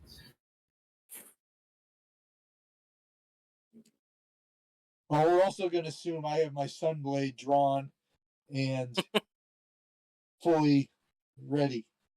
Yeah. Heck yeah, you do. So I don't have to waste a bonus action doing that. Well, fuck it. We're going right to that stage. I'm assuming everybody had their stuff drawn. It's just like good to go. I have. I'm dragging my grenade launcher out as well too. As Zug goes in, I go, you might want to wait a moment, because as he does that, I throw through the door one of these cylindrical things. If ever there was a time, right now screams that I should probably throw first, ask questions later. What Jordan, did you throw? One of her grenades. Oh, okay. I thought you were throwing the stasis down. What? No. She handed me 2 grenades back at the tavern. Yes, she did. And that is fine. Grenades are good. Let's go. Jordan, Zug rolled a 19 for initiative. Doug gets a 19. What did Ass Blunker get? I got 21. Jesus. Or 210.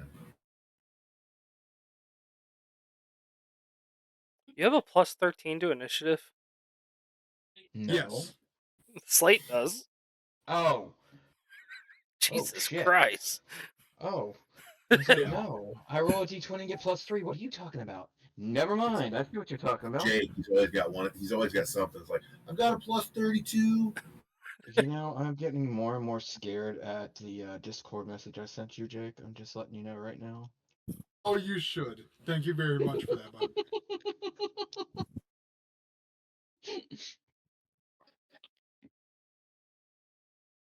All right. Yes, I mean, Slate is first. Talking. Okay.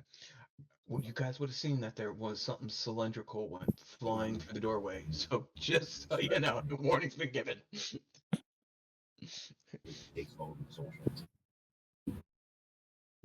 All responsibility is done. Please sign right here. Thank you very much.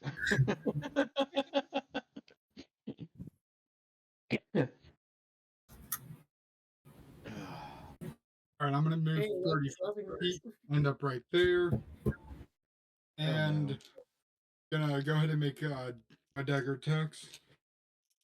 Oh no.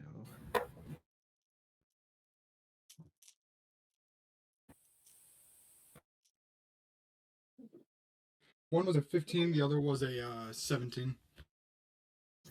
Miss and miss. Damn. Okay. So at a high level, to remind you, you're used to my warlocks. This may be the first time you've fought all priest. Fair. Damn you, Jordan, for using actual stat blocks. I know, right? Ugh. What is this plate shit? Then I'm gonna use the offhand Nick property. Oh yeah, buddy. That's why it's good. That's gonna be a 20 to hit. It's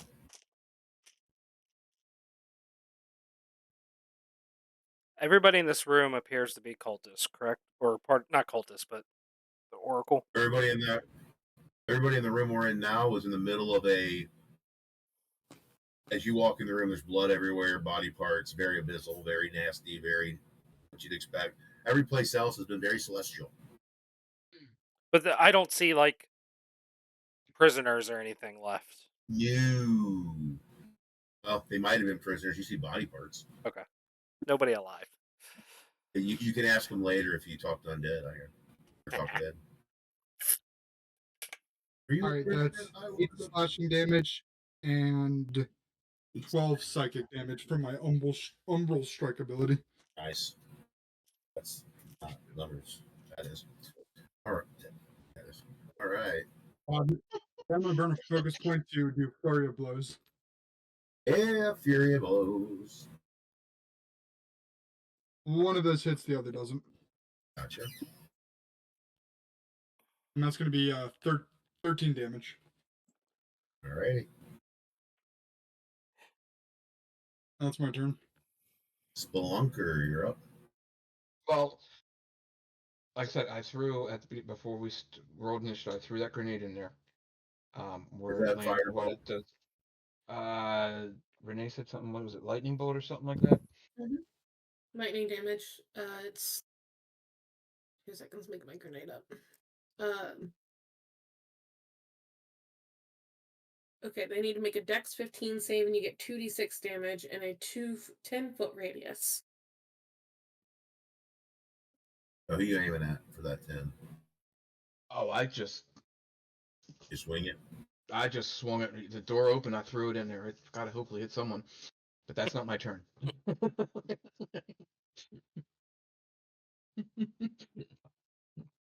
If they fail, they also cannot take any reactions until the start of my next turn, which sort of unfortunately falls here in a second. How much damage is it for? 2d6. Yeah. Hey, 56. 2d6. 2d6. All right, well, roll your damage.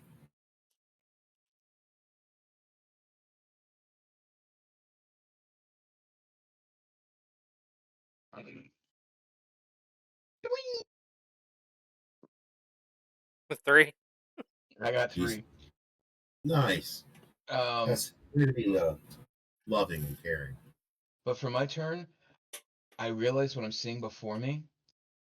I go back here to the horses and go, demons in the cathedral over here, blood everywhere, evil, evil. Oh my god. I'm sorry, Zug and Braun. This just got way ugly way fast. They're not going to know the fucking difference. Oh, let's see, that your movement, interaction with speech is free. All right, so you still got a bonus action and action, I guess. I go back to where I was and I stand right here. Dash. Pointing. And I do think whoever's inside, the horses are coming. That's what I say through the Dueling Defender. I'm like, you might want to hide. But I keep pointing and I look panicked. In here, demons, demons, demons. I play it up.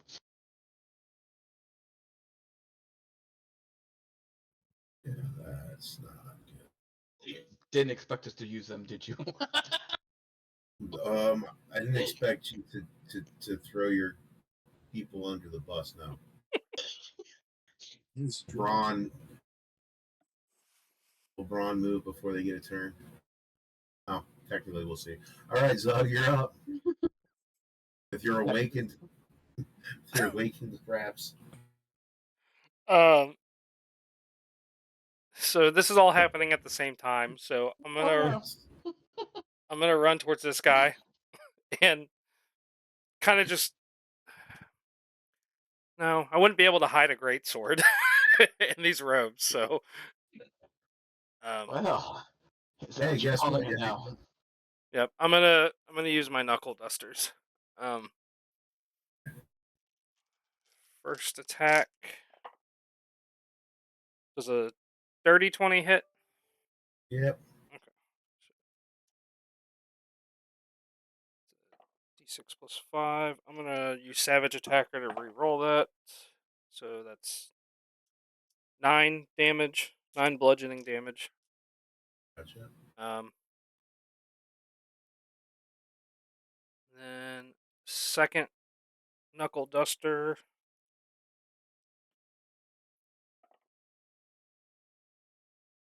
19 hit. Hits.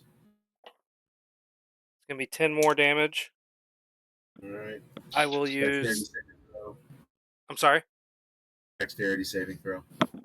Okay. Oh. 16. That is. Oh, I half have of 13. advantage. Sorry. Ooh, do it again. Nope. Yeah, it's 16. He still saves. Take half of 13, so 6 fire damage from Hellish Rebuke. Fair enough. Great. He's giving us warlocks. Okay. So I'm gonna break up this order of operations because you triggered it. Upon receiving damage, Zug is just gonna, for the first time ever, you guys are gonna hear his voice. He's gonna let out this just almost like bloodlust roar as he goes into a rage from being damaged. Oh, I gotta find the rage again. Let me click that. shit. Fuck yeah. That's good. I like that flavor. All right, and then so I'm gonna use the Nick property for the knuckle dusters. Shut your mouth. Have Nick. 13 will miss. Yes, it will not. And then for my bonus action, I'm gonna spend a key 13 will point. not miss. 13 will not miss. Where are they? Zach, you You're let just him hit, right? Huh? These things are squishy as can be. 13 hits. Oh, okay. Sorry. That's just a warlock, dude. It Oh, can hurt you, but if you kill it before it gets its turn, it won't kill you. 1d6.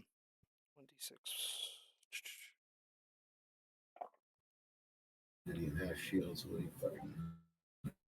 It's gonna be 12 more bludgeoning, Nice. Oh, what are you talking about? and then I'm gonna burn a focus point for flurry of blows. Nice. It's gonna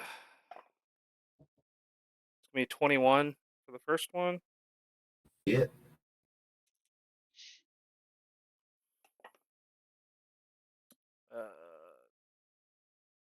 11 bludgeoning, and then for the second one, it's gonna be 16 to hit, Hits. Bloodied.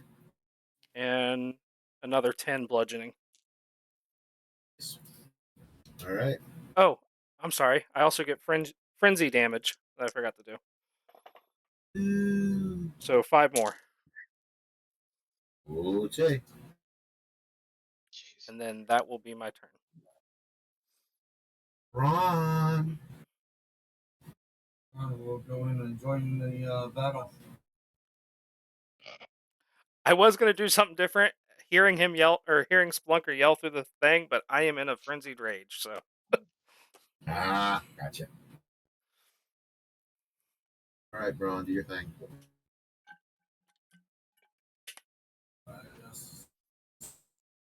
Ready. So Brown will rage first. Okay. This poor warlock ain't gonna make it. Oh, shit, I just fucked it up. Damn it. Jordan, return like 12 damage to that guy, because I raged. I shouldn't have been able to flurry. Oh, gotcha. I got caught up. I got caught up in my fun. Oh, dude, when you got monk powers, you're like, let's go! So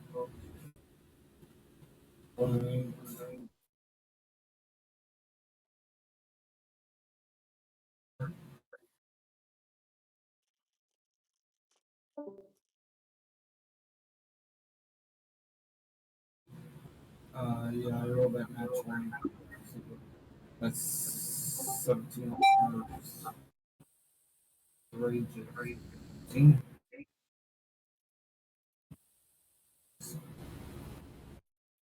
That was 26. Excuse me. Plus 4. Versus the next turn. Describe how he dies.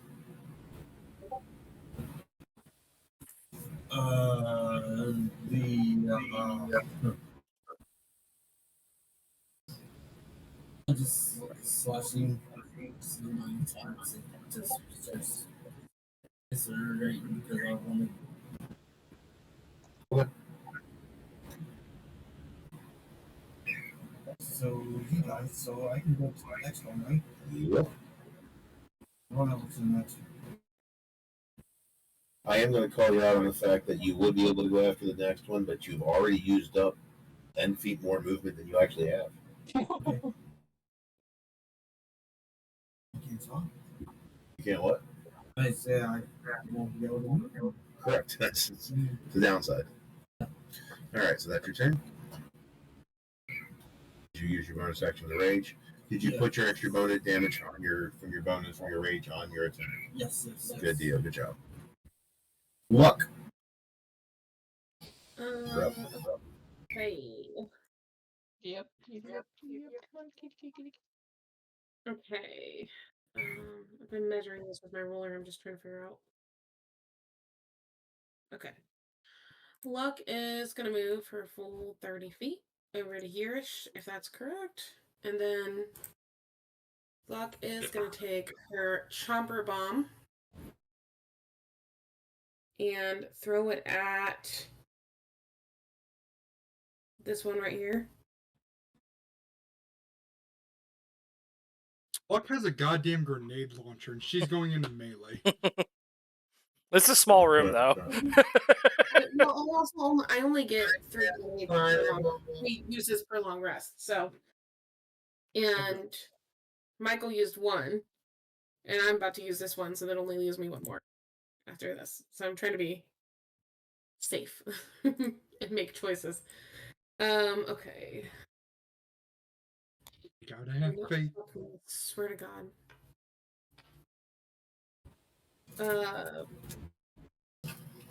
14.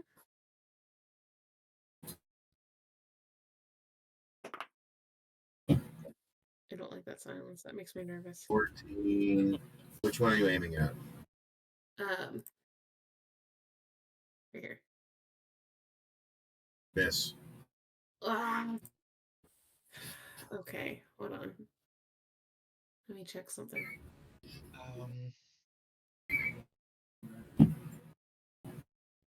I'm just checking to see if there's anything Wait a minute. that I can do here.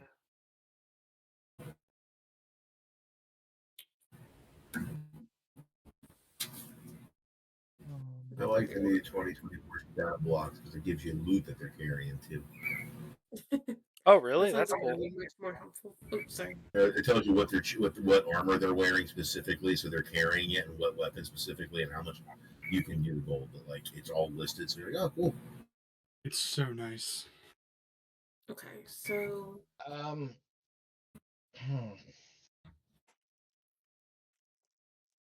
think I can use cunning action to dash, but I've already done my action otherwise. Okay.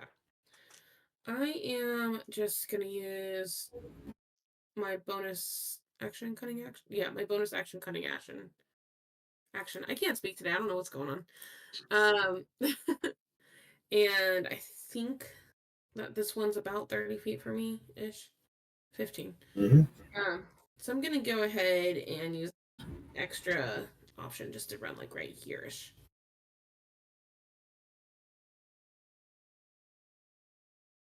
So y'all don't shoot me because I'm sitting right there, please. And I'm done. I don't have anything else right at the moment.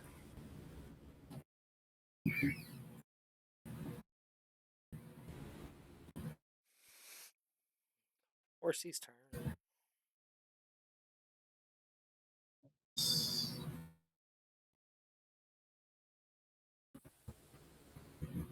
Eugene, you're on deck.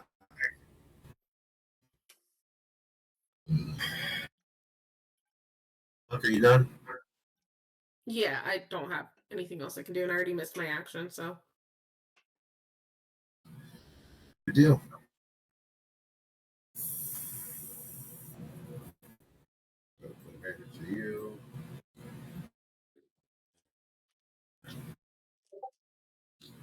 Oh no.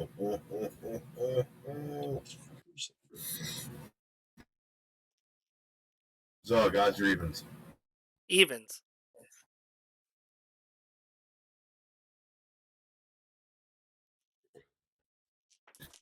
Foul beast.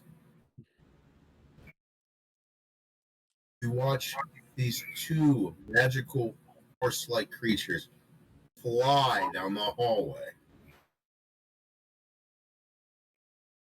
Oh god.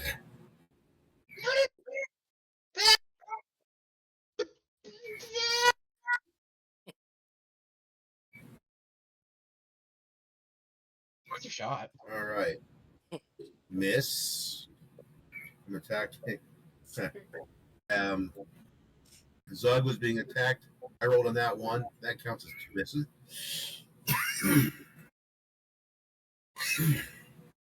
28 to hit with the horn attack. That will hit. Jesus. Oh. That is 10 radiant damage. Or my bad, 15 radiant damage. Well, that's rude. Oh. I can't deflect that. Oh. How much? 10 radiant? 15 radiant. Sorry, 15. Okay.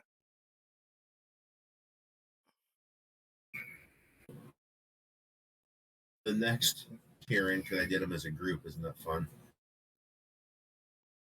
Looks directly at Braun. You're back? And charges him.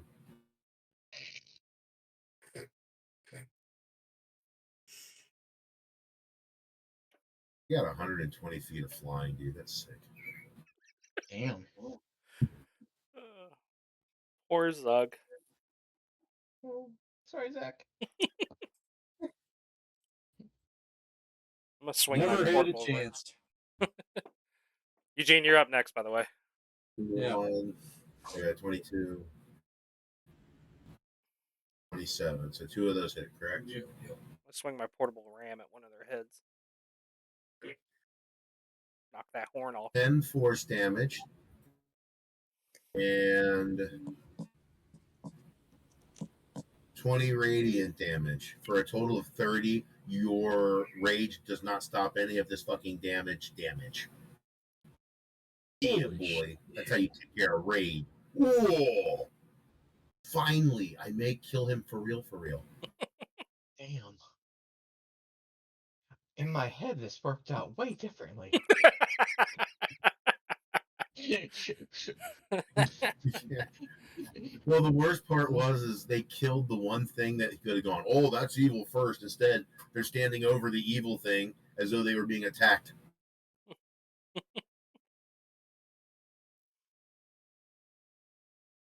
Michael, is this on your map? This is on your map. What was that? Boy, Is this on your map? Sir Will, you are up. You killing me? Is that on your map? Oh, no. No. All right, I'm going to move up next to Slade and attack the one that I guess he attacked. Way to kill Steel. And I'm going to assume a 27 hits. Yes, it does. These guys are dressed just like the ones that were in that chapel, right, Jordan? Yes. These Roll three? for perception. Just so that I can see how much detailed information I can give to you Oh, shit. versus how much I want to give to you. Of course I fucking roll that when I don't need it. I got 19 plus 5, so 24. As you look around, you don't recognize the warlocks, aside from the fact that they're obviously warlocks. They all look the same because, stereotypes. These do look just like the same high priests and oracles you'd seen everywhere else, but you did notice as you were fighting that they were all wearing the mask of Janus, but it matched similar to the picture that was observed in the hallway, where instead of the 2 faces that are normally there are 2 blank masks, alabaster, So when I say blank mask, it literally is like a Vega from Street Fighter. You just 2 eye slits.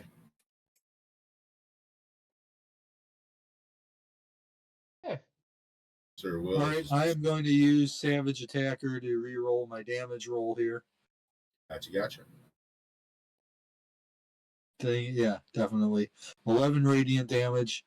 And now I'm going to do a Divine Smite under 2024 rules, so just 1 per turn.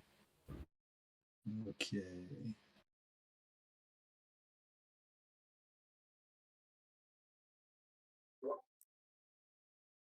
And 13 more radiant. And second attack.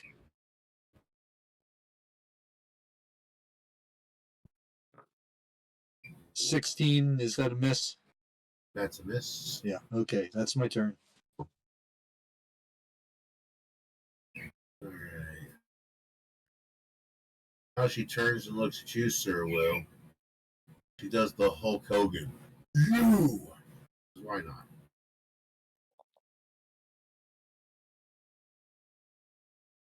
Roll a wisdom saving throw.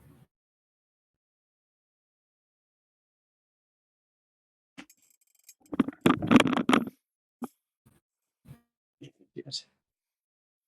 I assume I failed with an 11. You did. You still get? You got the +3 with your stuff and stuff. That's already factored in. I mean, yeah, you fail. A brilliant holy fire blinds you. No, I have blind sight. Yeah, that's doesn't even phase him. Take 15 radiant damage, and you're blinded, even though you have blind sight until. And I the only high take priest- half the damage. So Oh well, that's that turn. Now it's their turn, or this person's turn.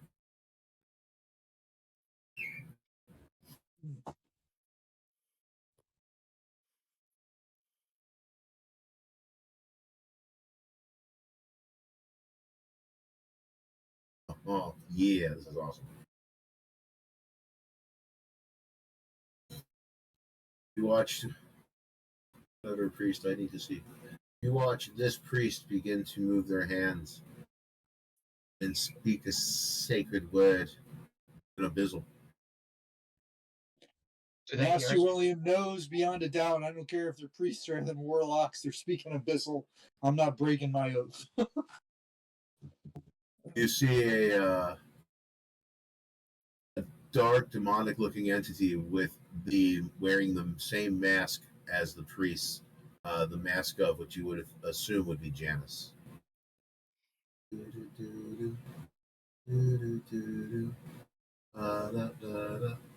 Who's within?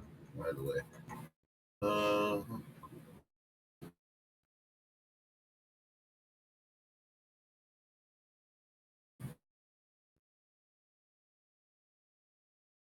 Sir Will and the other one.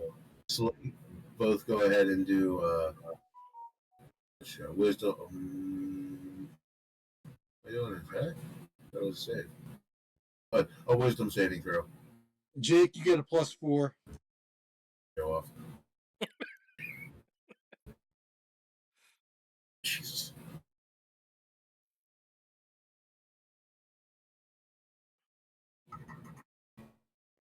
All right, I got a 27.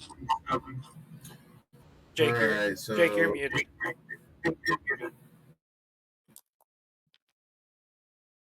Oh, he's gone. Jordan, can you open his sheet and roll for him? got it. And he gets a +4. It's Jake. I'm fairly certain he's going to save. Yeah, me too. You're rolling. He saved. On one of my rolls. Both take half 16, so 8 necrotic damage. Oh, I only take 4. Oh. Don't taunt the DM like that. Just stating the fact. You watch the fiendishly abyssal creature hover and continue to emit the black cloud 15 foot out from its center. Oh, look at all some the things I bitch. can-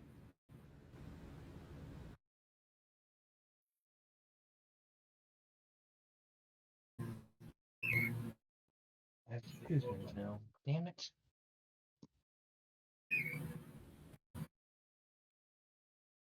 Luck. Oh god. Constitution saving throw.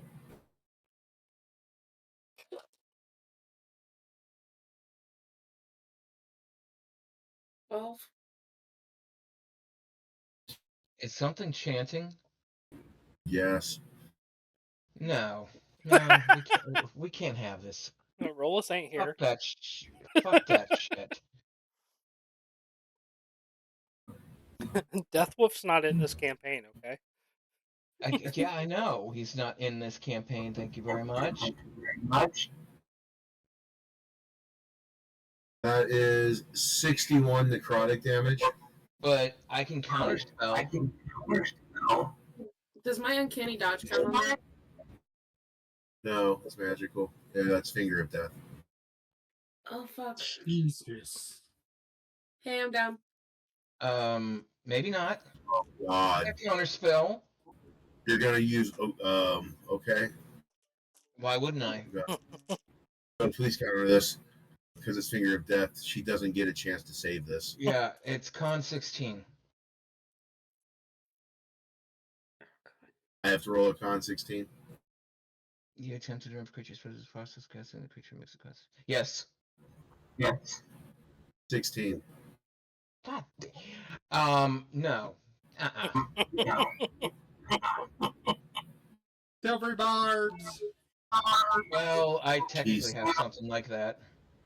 I forget what it's called. Give me a second. I think I can use it at the same time, can I? I guess Luck's I'll name allow really it, 'cause was. I don't Can I do bend luck at the same with that? Sure. Does Luck have Well, martyrdom minus- where she can just blow up?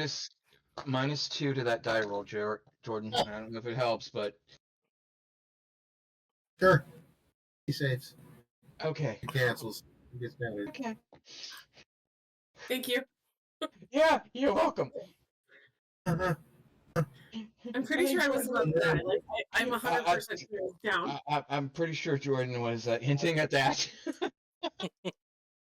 The minute you said I'm down, I went, oh, as much as I'd love to have a luck zombie for all of existence for this character that's going to end up dying, so they would have to kill you. And there's not enough time with everything said and done for them to be able to revive it. Yeah. Yeah. So I'm glad that I say a good counter. Good counter. Jesus. This again. How close is Bonk to me? Second verse, same as the first. Finger of Death. Finger of Death. Actually, you guys have killed the other warlock really quick. These warlocks are scary if you let them live. Jeez, Pete. The other hand, if you fight them first, they just kind of roll over. Hey. Sir Will and Slate save Constitution saving throws.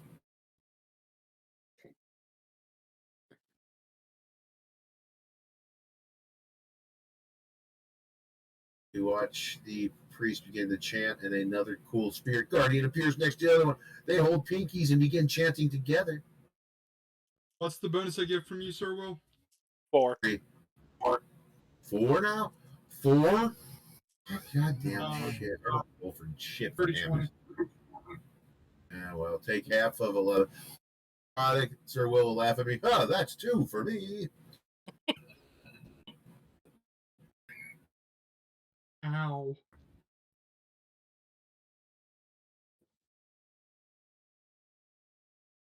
Eugene, are you there?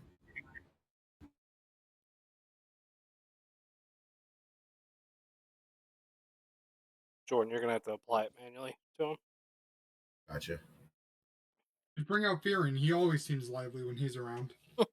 Yeah. Sir Will, why do you look so much like Sir Thomas? Same white coat and all.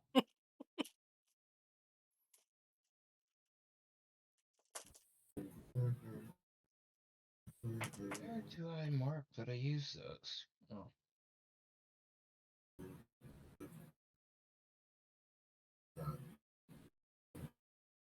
All right, come on, Jordan. Finish this stupid freaking move. Make it seem like this is difficult.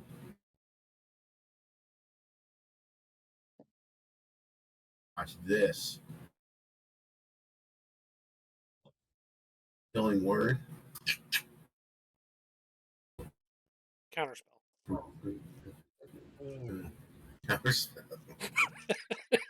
Technically, I could do it again. Jesus Christ. We're going to go ahead and heal my friend the Warlock for 8 damage. Yeah. Silvery Barb's the health he gains. I'm so strong now. I will make another whole turn. Slate, you're up. All right, I'm gonna move 5 feet there. And you said flanking was. You said we have flanking. Yep. Natural fucking 20 on the first attack. I feel like you're going to do some damage.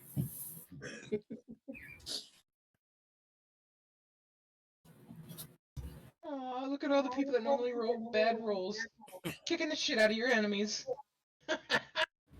What was he said about not taunting the DM?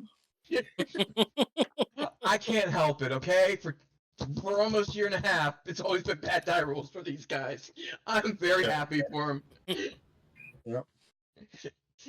I'm allowed to taunt the 25 for the DM because first I'm pretty one. sure Zug's gonna die no matter what. So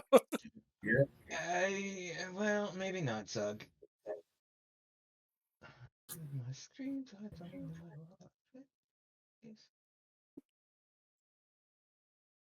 on Bloodied. I think I might have healed the wrong thing. Yeah. 19 damage for the second attack. Does it die? You watch as Slade takes out multiple daggers and just starts cutting him down. You watch just gashes throughout his body as he rips out viscera. Nice. Then he jumps back over to then he jumps to that one. Third attack from the Nick property. All right.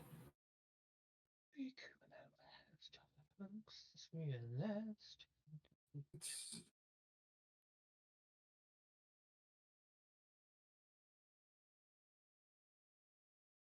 11 slashing and 5 psychic.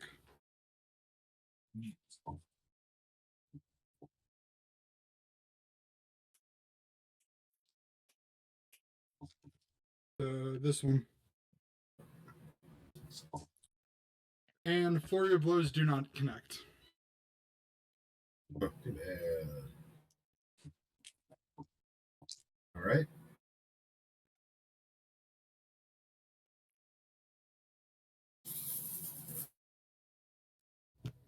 Anything else? That will be my turn. Clunker. Okay.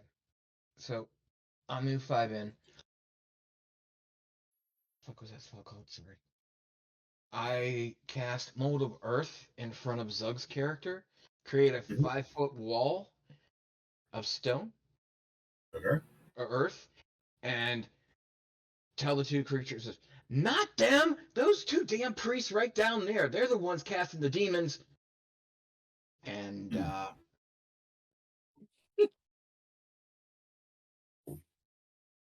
that's, yeah. And I will just in case. No, that's it. I'm done. I'm not casting that yet.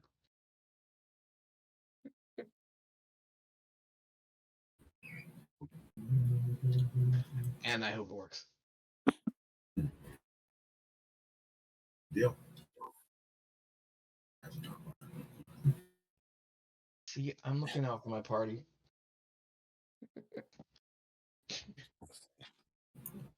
Zug, you're up. all right.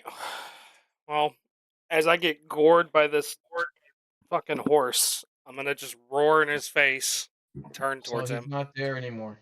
Oh, he's not? There's a 5-foot wall right in front of you. Oh, okay. Sorry.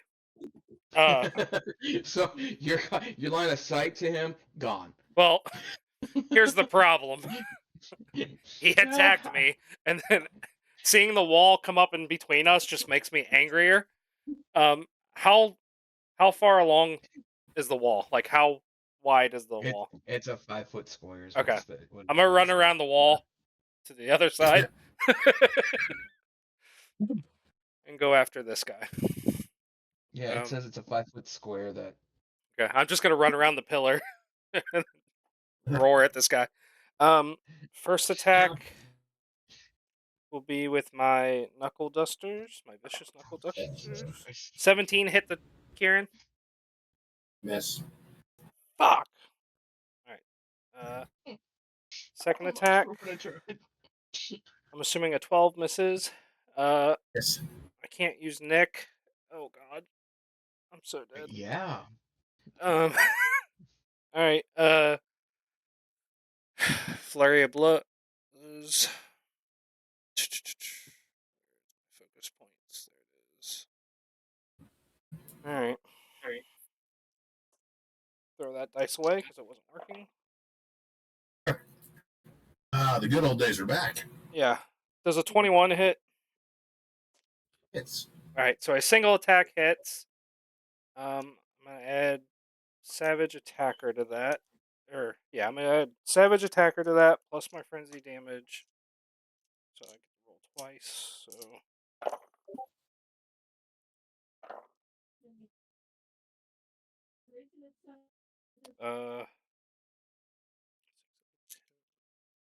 18 bludgeoning damage to Kieran.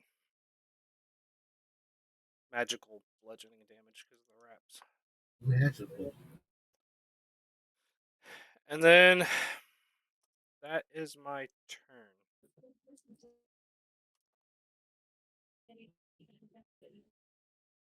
Ron, you're up.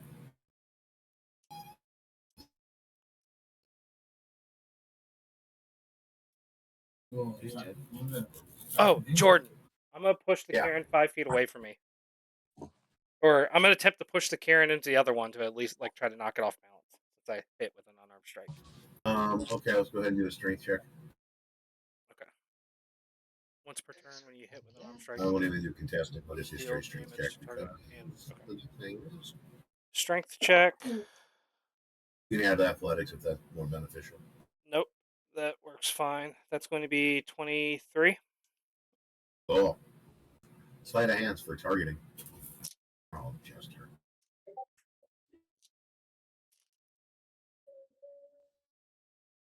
Mm-hmm.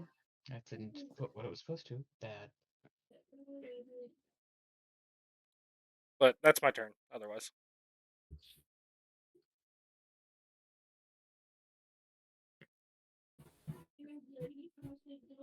What was your sleight of hand?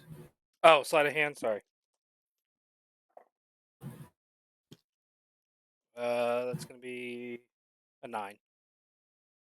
Ron, I need you to do a acrobatics check.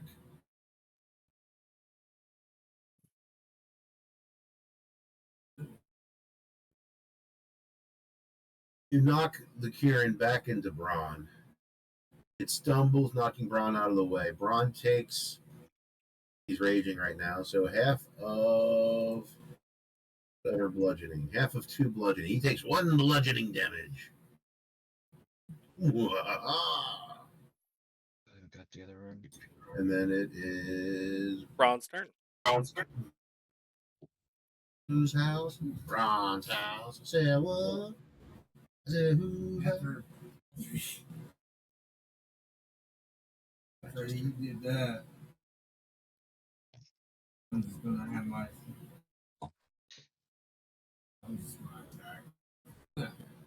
3 to hit that thing. It's Let's do. Are you attacking the same one Zug's attacking, or the one that was attacking you? And Zug was attacking that shit. He shoved into me. Third. Okay. 16 damage. Gotcha. Plus 3 or 4? Plus 3. So 19. Gotcha. And here comes that D6. +4. Product damage.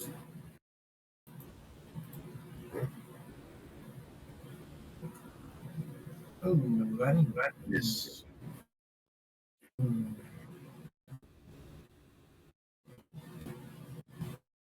Oh, I'm gonna do the frenzy attack. Okay, your frenzy. Yes. All right, so you'll be able to kick you to it next turn, huh? Oh, that's right. Wait, frenzy is you declare the bonus action, right? And then your next turn you get additional attack. All right, you declare it. That will.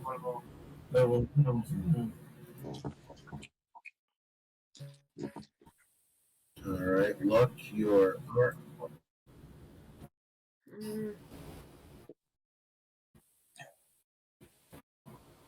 I'm between two decisions right now. Sorry, I've been thinking about what I want to do. Oh, I can. Okay. First thing I need to do. Berserker, you have. I don't have it. You don't have it. Wonder about Okay. that. First thing I'm going to do is move my character 30 feet, which is right here. And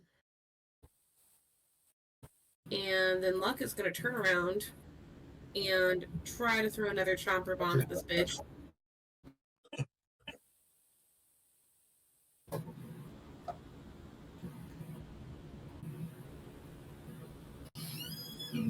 Damn it. I know that didn't. There's no way that hit. It was a 9 with the modifier. I told you there was. I was pissed. That's why I was like, God damn. Other thing, let's see. I was gonna do that, and I decided not to because of what happened. You weren't going to do the perfect barbarian. All right. I just. I already moved, so I can't do that. You do whatever the fuck you want. I don't know if Action Economy agrees with that. As a bonus action, I'm gonna go ahead and take some of my poison, and I'm gonna apply it to one of my daggers. Mm-hmm. And then I have a question if I can have a free action, but if you say no, it's perfectly fine, and I will not be upset. Uh-huh. Can I hand Spelunker my other grenade, because apparently my aiming is shit, so... I will say that is a free action, interacting with object. Cool. If you want, what we can do is you both can do a sleight of hand check as long as both of you get over 12. You toss it and catch it as a free interaction. If either one of you gets below a 12, it'll take movement and an action to pick it up. Okay. I'll look at it as a weapon equipment at that point. You couldn't roll that earlier? Yeah, no shit. 30-20. Huh, 24. Oh, it looks like you guys did with no problem.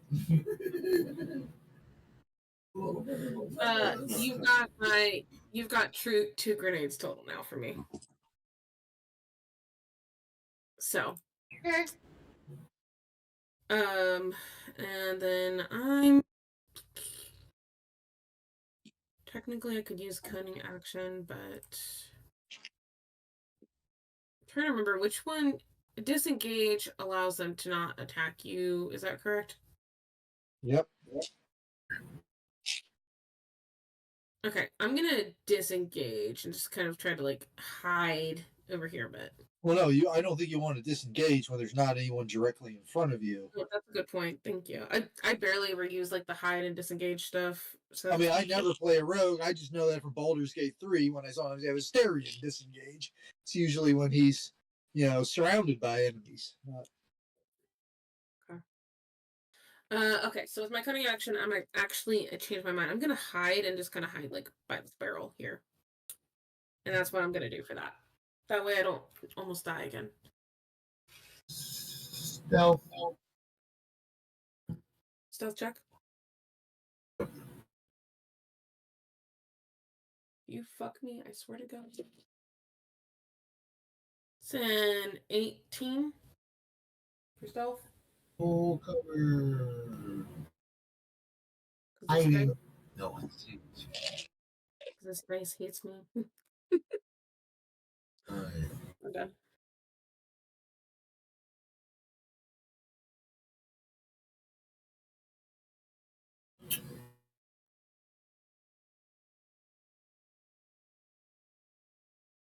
The Aaron fighting Bug does his favorite things in the world. Rears back with his hooves. Does 26 and 15. The 26 hits, the 15 misses. Whoa, what's the green on the screen? That is where the spiritual guardians are. Spirit guardians are.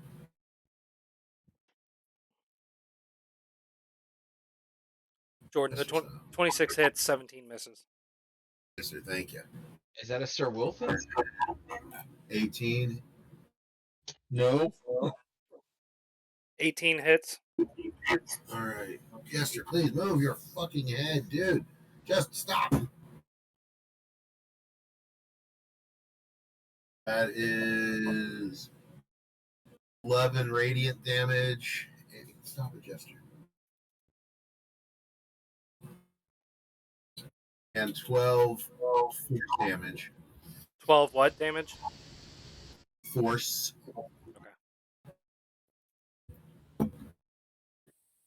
So, what negative effect do we have on this thing?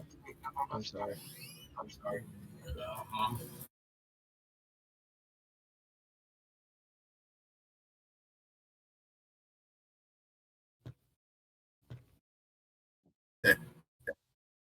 The other Kieran turns over and says, I'll help you, my friend.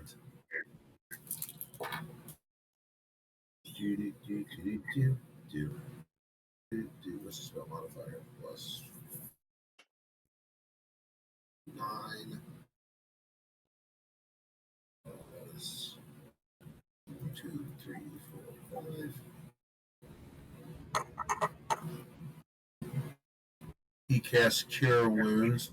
What a fucking lame roll. Jesus. It heals his buddy for 20 hit points.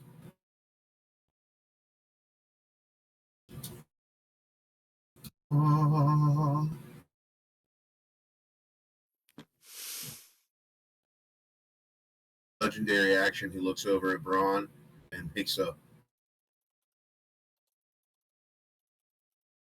horn attack. He uses his horn and is unable to pierce Braun. Sir Will, you're up. All right.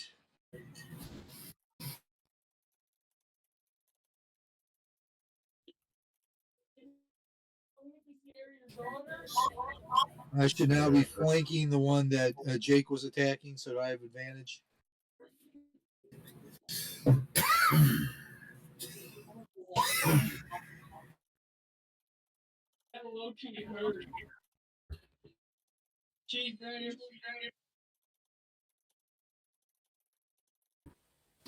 Okay, 26 to hit. That is a hit. And A very palpable hit.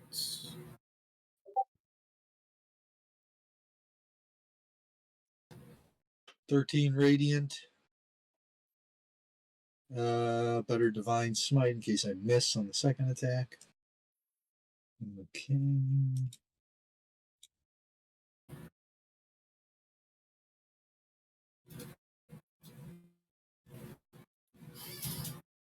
$12 more radiant. Second attack.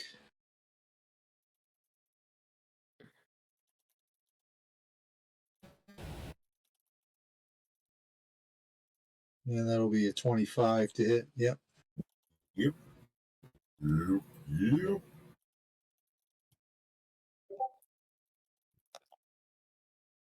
And I will be using Savage Attacker to reroll the damage.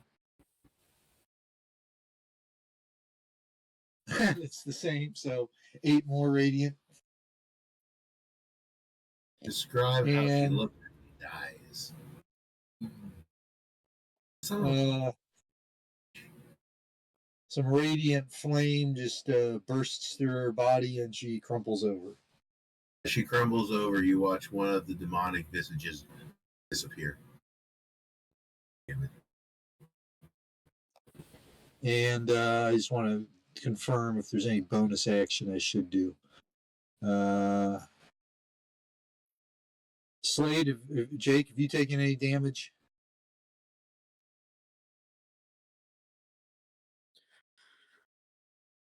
I've taken like 5.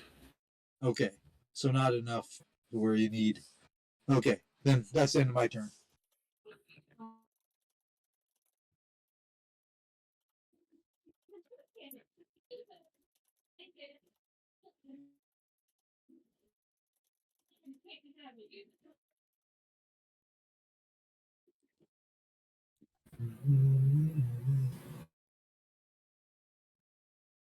All right, so let's see. If that is Sir Will's turn, we have a kamikaze option.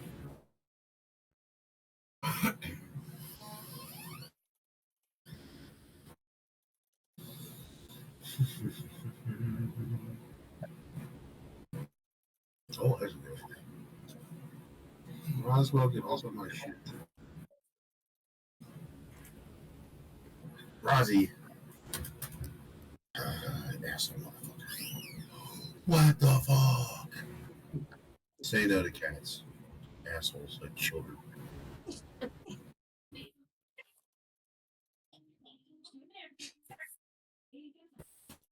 Alright, so let's see here. Sir or Spelunker and Luck and Zug all roll wisdom saving throws. Wonderful. Wisdom saving throw. I'm gonna fail with a 5. I got 15. Finally, some real damage. 10 necrotic. Need a 12 to save. I had an 8. You said it's a 12? Is this a magical attack? Yes. Okay. It's coming from the evil creature in the center. Alright, so 10 damage or 12 damage? 10 damage. 12 was needed to save. Gotcha. Thank you. Okay. The priest then looks over at the Kieran that had been damaged. For you, assist with fighting the heretics. And he casts healing word on the Kieran.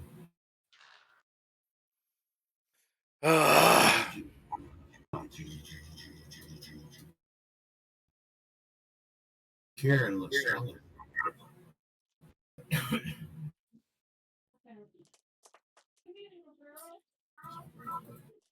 Let's see. A lot of fingers and death. What a shame. Maybe something else here.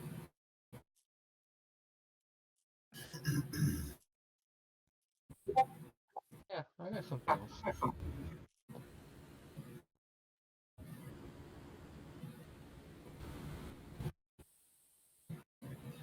Ooh, what was that?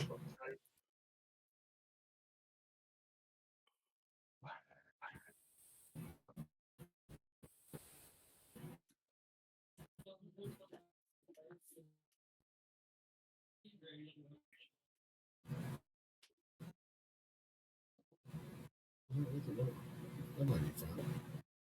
Look at that.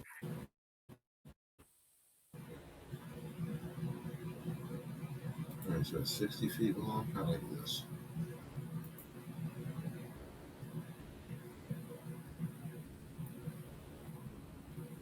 Yeah, that's how I do it.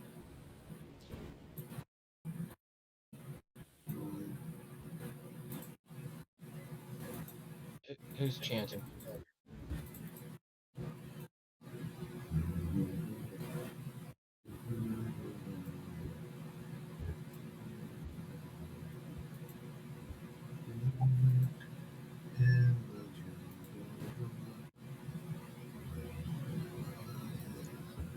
That's not what I want.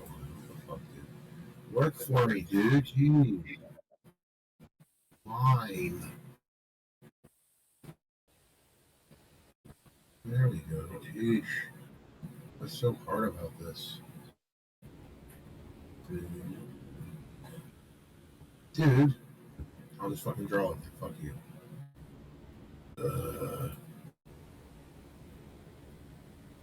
Do this line. Imagine it that it's a wall of fire and roll a dexterity saving throw. Oh, you know what? Why don't you make that con 16 save, please? On 16 save. Fuck it.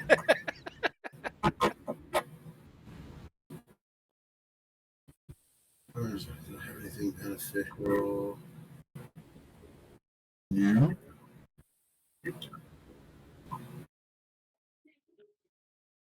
19. All right. So Dex saving throw. Yes. Yes. Sorry. 27. 18. You got a 15 or greater, you saved. Take half of 19 fire damage. You gotta rethink what I just did here. Did I just burn myself up? Yeah. Is it round up or down? 9 or 10? Down. Let's wait a little while longer.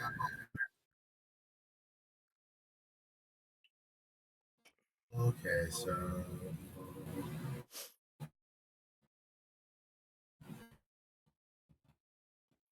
I still don't get why the fuck is this spell con based?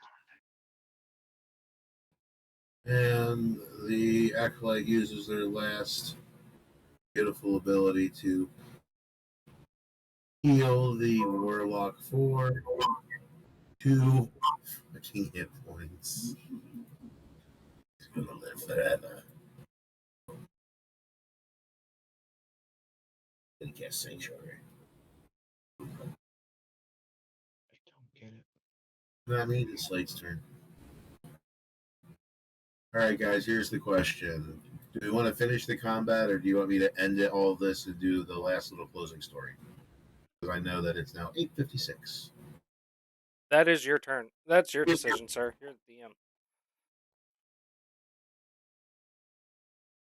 All right, we're gonna pause it here only because how this. I want to see how the Kieran's end personally. I've got a bunch of ways I could just have it end, but that's not nearly as fun as seeing how this turns out. I don't want to write that. I want to see how this goes. So I tried to make it a one shot. The one shot now is going into 2. So at this point in time, we have felled many a high priest.